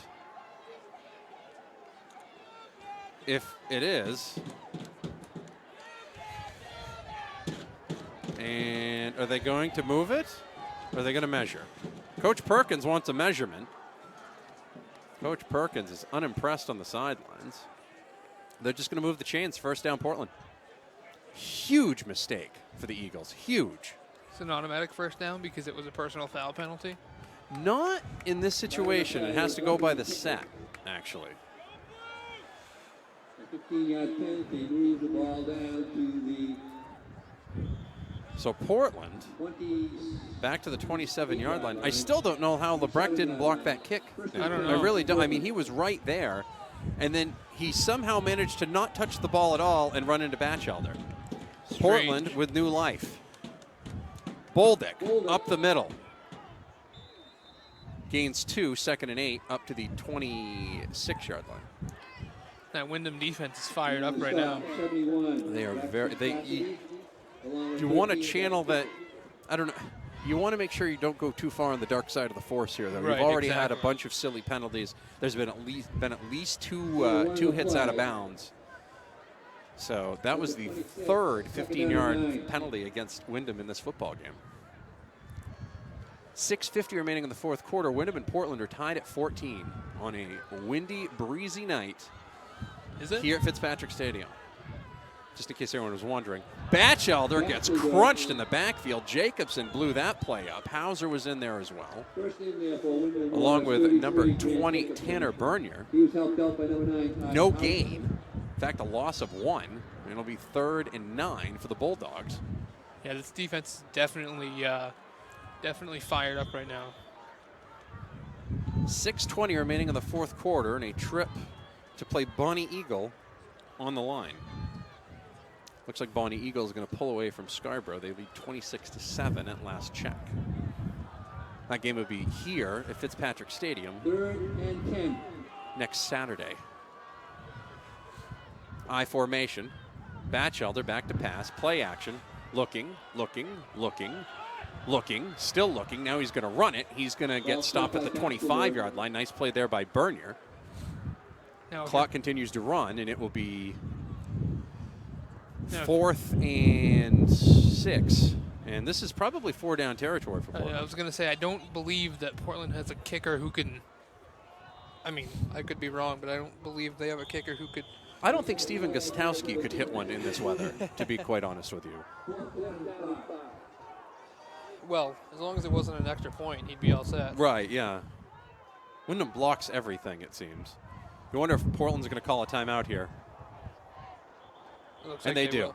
They do. 5:13 remaining in the fourth quarter, 14 all.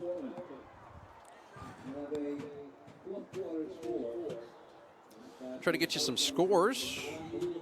Look those up on the old interwebs here. The interweb. The old What interweb. did we do before that? I don't know. We don't talked to either. people, their lives. Looks like Scarborough's getting back into this one. We might have jumped that one too soon. Scarborough just got a touchdown to Lagerquist. They've cut the Bonnie Eagle lead to 33-20 with 10:52 remaining in the fourth quarter. Brewer had a goal line stand against Brunswick. They take over at their own 4-yard line.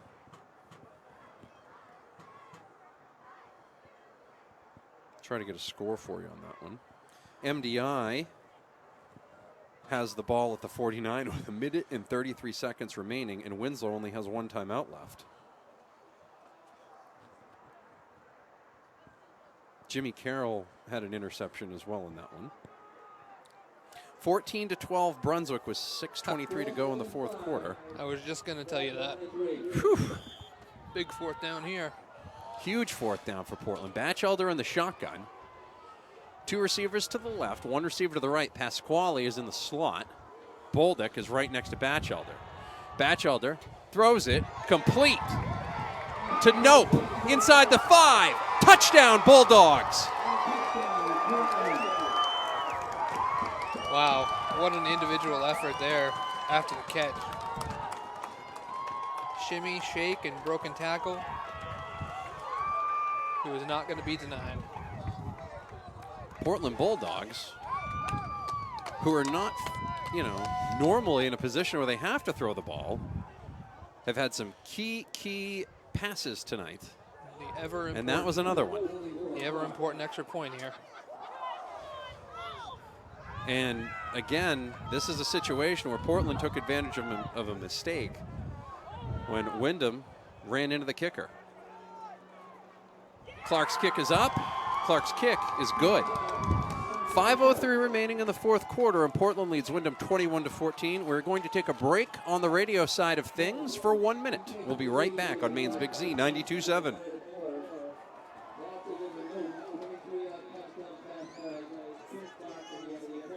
Still here on the video side of things. Still waiting for that Moody's Collision Center collision of the game. If you have an accident, you're going to want to take it to Moody's. Find them online at moodyscollisioncenter.com. Not a spot you want to be in if you're Windham, but, I mean, we've seen that they've actually, they run that spread offense, so, I mean, they could certainly quick strike, but. Actually got an injury on the field that looks like a Portland Bulldog is down at the 5-yard line. Not sure who it is, but he's being tended to by the trainers here. 5:03 remaining in the fourth quarter, but the Bulldogs with a 21-14 lead.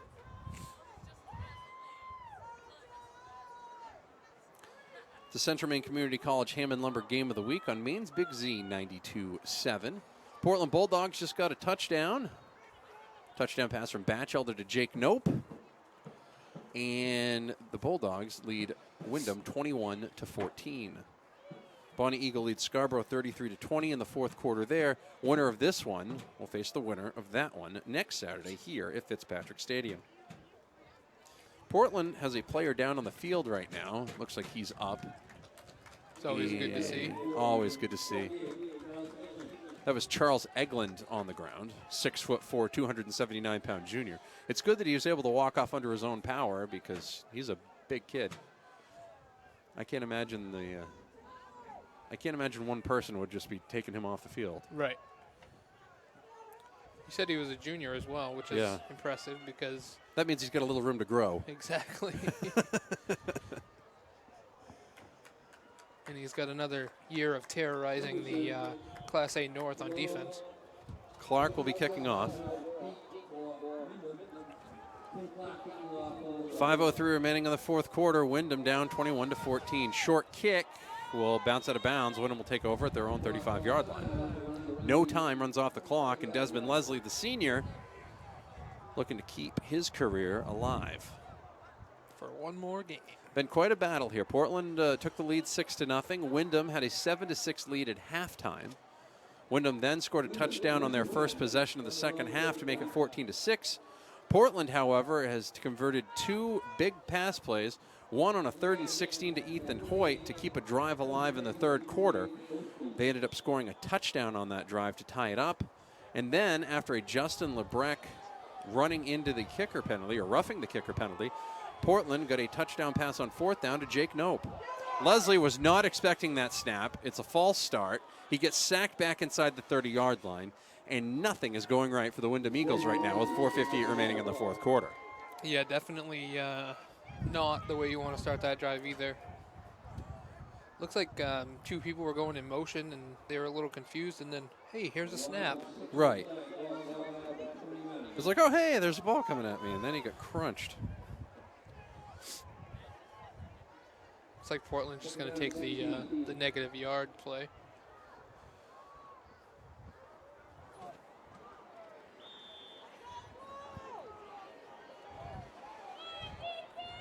Leslie breaks the huddle. One receiver to the left, one receiver to the right. Hauser's going to get it on the reverse with a short counter, and Portland not even remotely fooled by that. Just great job by the Portland defense staying at home and reading their keys. It's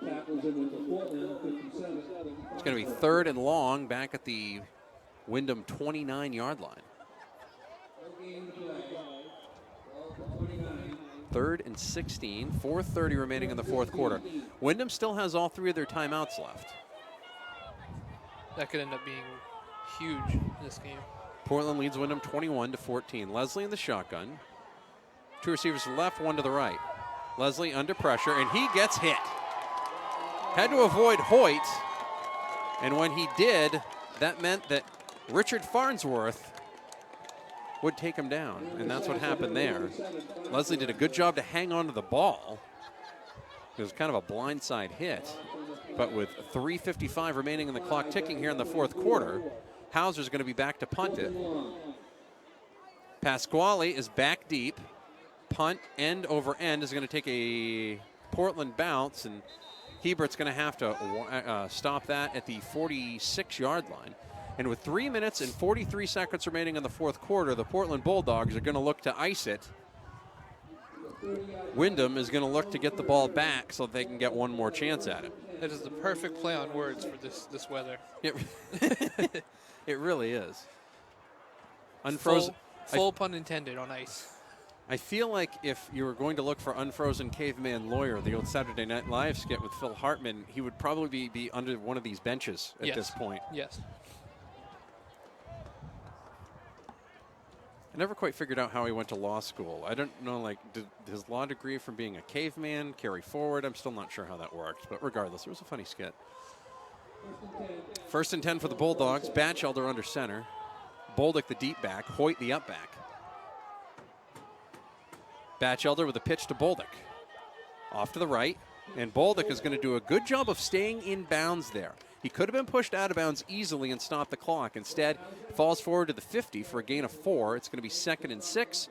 3:30 remaining in the clock ticking in the fourth quarter. Portland leads Windham 21-14. A trip to the state title game on the line. Yeah, and that's where, Dylan Bolduc, just the smarts and the football IQ there comes into play. Senior leadership as well. Batchelder and the Bulldogs in no hurry here. No hurry. Handoff to Bolduc, straight ahead. Bounces off the line. Second effort gets him into Windham territory and down to the 46-yard line. They got to get to the 44 for a first down. 2:45 remaining in the clock ticking. I'm sure Windham would like to stop Portland here and then use a timeout. And I'm sure Portland would just like to get a first down to force Windham to use all their timeouts. If they don't, I mean, I would assume Portland's going to punt, try to pin them deep again.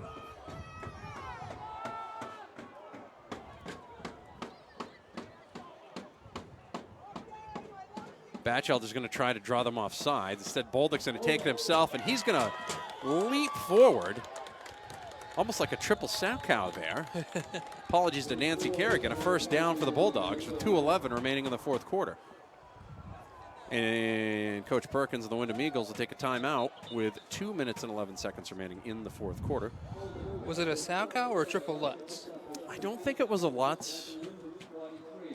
Could have possibly been a toe loop, but I don't know. Now you're getting too far into it because Getting you way lost me. too far into You it. lost me. You don't. Yeah, you got to pay attention to the old figure skating. You know, it's the Olympics, man. That's what you do. I just remember Scott Hamilton doing the backflip. He was like the first one to do it. Now everybody does it. Everybody does it. Brunswick has held off Brewer 14-12. Brunswick has won their third straight Class B North regional title. They will be one of the teams playing Friday night up at Orono. The winner of Kennebunk and Biddeford. Yeah, that's what I'm looking for right now. Kennebunk leads 42-21 with 1 minute and 46 seconds left to play. So I believe Kennebunk and Brunswick The Class B. for the Class B title up in Orono. Of course, the last time the Class B state title game was up in Orono was against Ben Lucas's Coney Rams 4 years ago. Yes. That was a thriller, and Coney came away with it. I went up to that game. I called that game. I was much warmer up in the booth than I was tonight. 2:11 remaining in the fourth quarter, 21-14 Portland. First and 10 for them after the timeout. Bolduc gets it on the handoff, almost like he was waiting for contact that never came. Right. And he falls inside the 40 down to the 38-yard line. 2 minutes remaining. Clock ticking. Windham has 2 timeouts left. I would expect they'd use one after the next play. Portland is going to try and milk as much time off of this clock as possible. Did you get a score update on Winslow? Final score, MDI 12, Winslow 7. Winslow will not be going back. That cut's deep. You're going to be all right. You'll be okay. But actually, you know, congrats to MDI too, because it's their first time ever playing for a state championship. Be cool to see them come down next week. Handoff, Bolduc. He goes through the middle. Lebrec and Valaire blew that play up, but Bolduc scored it forward to the 35. Stops the clock with 1 minute 21 as Windham uses their second timeout. Portland leads 21-14, and it is going to be 3rd and 2. And the ball game is pretty much going to come down to this play, I would say. That is correct. I don't want to be too dramatic here, but yeah, MCI beat Dexter 41-0. So MCI will face the winner of Winthrop Monmouth versus Lisbon, which will be tomorrow. Of course, that'll be at Winthrop Monmouth, and we will be there for you. That game is going to be on Maine's Big Z 92.7, and you can watch the video stream for that game at mbr.org. Ryan Palmer and Dave Wing will be on the call for that one.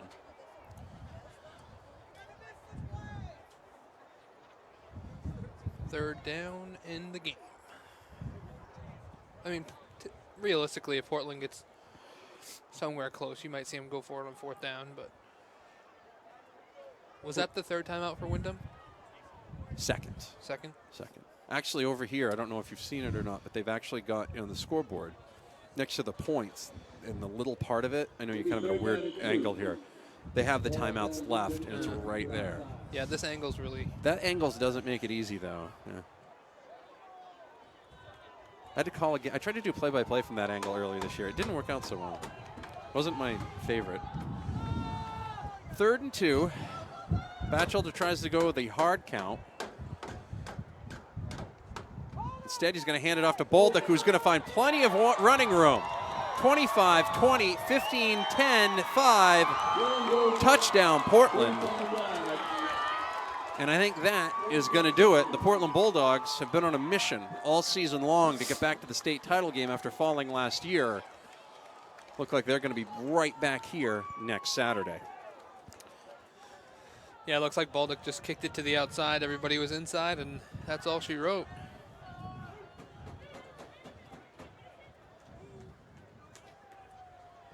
See what happens with a kick here. Nope, out to hold it. The Windham faithful headed for the exits with a minute 13 remaining. A mass exodus back up to 3:02. The Portland faithful are Gonna hang out and party for a little bit. partying like it's 2099. Well, in this situation, it'd be 2014 or 2015, I guess. Kick is up. And good. Actually, apparently no good. According to the scoreboard, 27-14 Portland. Didn't that happen last week too? That happened last week where one of the plays didn't get on the board even though it was good, so.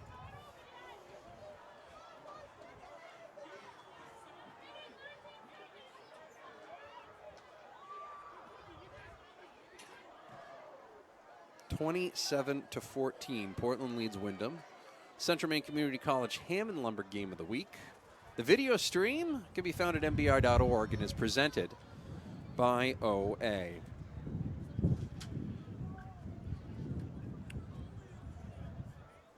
Well, I hate to say it, but that roughing the punter penalty turned everything around. That roughing in the this punter game. penalty pretty much ended it. And Bonnie Eagle beat Scarborough 40-20. That will be a wrap there. So you're going to have Bonnie Eagle and Portland next Saturday here. You'll have Brunswick Kennebunk next Friday in Orono. And MDI. MDI and MCI, which will confuse some folks this week, will be here next week. And they will await the winner of Cape Elizabeth and Wells. And they will also, so MDI will await the winner of Cape Elizabeth Wells, Yep. and MCI will await the winner of Winthrop Monmouth Lisbon. Of course, you can hear and watch that game tomorrow right here on Maine's Big Z 92.7 and watch it at mbr.org. Minute 13 remaining in the fourth quarter. Portland leads Windham 27-14. One timeout left for each team. And the ball keeps coming off the tee, so. Tyler, get out there and hold it. Yeah. We're lucky that Tyler isn't frozen to the camera at this point. Oh, and here comes the wind. Yeah. I wonder where that's been all game. I don't know. Not really sure. Maybe that's why $2.95 is so much cheaper in tolls. That's got to be what it is. They know the wind comes directly at us. The wind is taking out your gas mileage, so it just. What happened?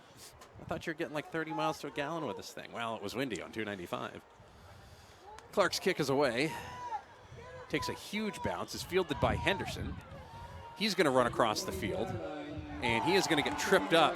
Nice tackle there by Terrian Moss. Tremendous athlete, great basketball player. Showed off his football skills on that one. 1st and 10 for Windham at their own 26-yard line. Yeah, 27-14, Portland with the lead. Moss is not ready for basketball season just yet. Not quite yet. Of course, for Portland, they got to play next Saturday. And then they'll play on Thanksgiving Day against Deering in the Classic here. I think the 105th annual this year. 104th annual this year, I believe. Leslie back to pass. Thought about passing it, then had to pump it and run with it. Falls forward at the 21, and quite a career for Desmond Leslie. He's going to wrap up. Not a ton of seniors on this Windham squad, so Look out next year. I would think Windham will be right back in similar situations next year. Pass intended for Hebert on the outside is incomplete. Stops the clock at 41.9 seconds remaining. It's 3rd and 11. You got Hebert, Kyle Hauser, Leslie, Hofsas, Harrison, McDonald, Lacusi, and Thibodeau are your seniors for Windham. This was actually considered for a lot of folks. A lot of people consider this a rebuilding year for Windham because they had so many freshmen and sophomores on the squad. So That just means they're going to be dangerous for a few years to come. they really will be. Leslie's pass is intercepted. It was intended for Nazari Henderson. Ben Stasium cuts right in front of it. And the Windham Eagles season has just unofficially come to an end. And the Portland Bulldogs are very happy right now, with very good reason. Stasium, I thought for a second he might have injured himself jumping up and down in excitement, but instead he just fell down and he laid down to celebrate it. He didn't want to pull a Bill Gramatica. He did not want to pull a Bill Gramatica.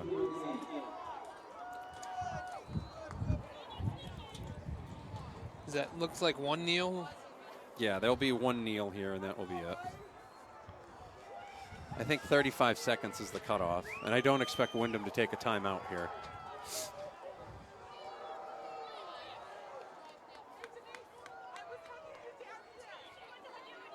Batchelder up to the line. Takes a snap, takes the knee. Windham will not take their timeout.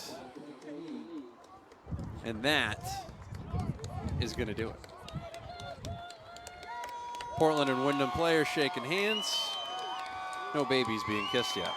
The Portland Bulldogs lost their opening game against Scarborough by 1 point. Apparently that was the only wake-up call they needed because they haven't lost since. Portland Bulldogs and Coach Jim Hartman are headed back to the state title game next Saturday. They will take on Bonnie Eagle here on Maine's Big Z. Again, the coverage for all 4 state title games on 92.7 next weekend. We'll start Friday night at 6:30 with Brunswick versus Kennebunk. Portland and Bonnie Eagle in the A game will lead things off on Saturday. And then you'll have the classes C and D game, which are still to be determined. MDI and MCI are in for the North. Who's in for the South? We'll find out tomorrow. It'll either be Cape Elizabeth and Wells, Cape Elizabeth or Wells, or Winthrop Monmouth or Lisbon. We'll wrap things up on the radio side of things, and we'll wrap things up on the video side of things just a couple minutes after that. I want to thank everybody back at the studio, namely Miles Sullivan, for keeping us on the air. Again, your final score, Portland 27, Windham 14. Good luck to the Windham Eagles seniors on all their future endeavors. Stick with us on the radio, on the video side of things at mbr.org. We'll get you back to the music on Maine's Big Z. Here on the video side of things, just want to take a quick second and thank everybody. We want to thank Moody's Collision Center for the collision of the game. Want to thank Sunday River Brewing Company for the pregame show. Also want to thank OA for being the presenting sponsor. Maine Athletic Fundraising was our coin flip sponsor. Mexicali Blue is our new sponsor as well. You can find them online. You can actually order 24/7 there, mexicaliblues.com. Affordable Water Treatment of Maine and Maine Radon Pro. Just one call, they treat it all. Find them online at affordablewatertreatmentofmaine.com. And we've been broadcasting all night from the Mechanic Savings broadcast booth. Visit them online at mechanicssavingsbank.com. Find all the scores, on-demand video and audio tomorrow at mbr.org, Maine's best resource for sports. For Tyler Farnham and for Nick Perry, I am Matt Boutwell. Again, your final score, Portland 27, Windham 14. We will catch you next time right here on mbr.org. It's been The Game.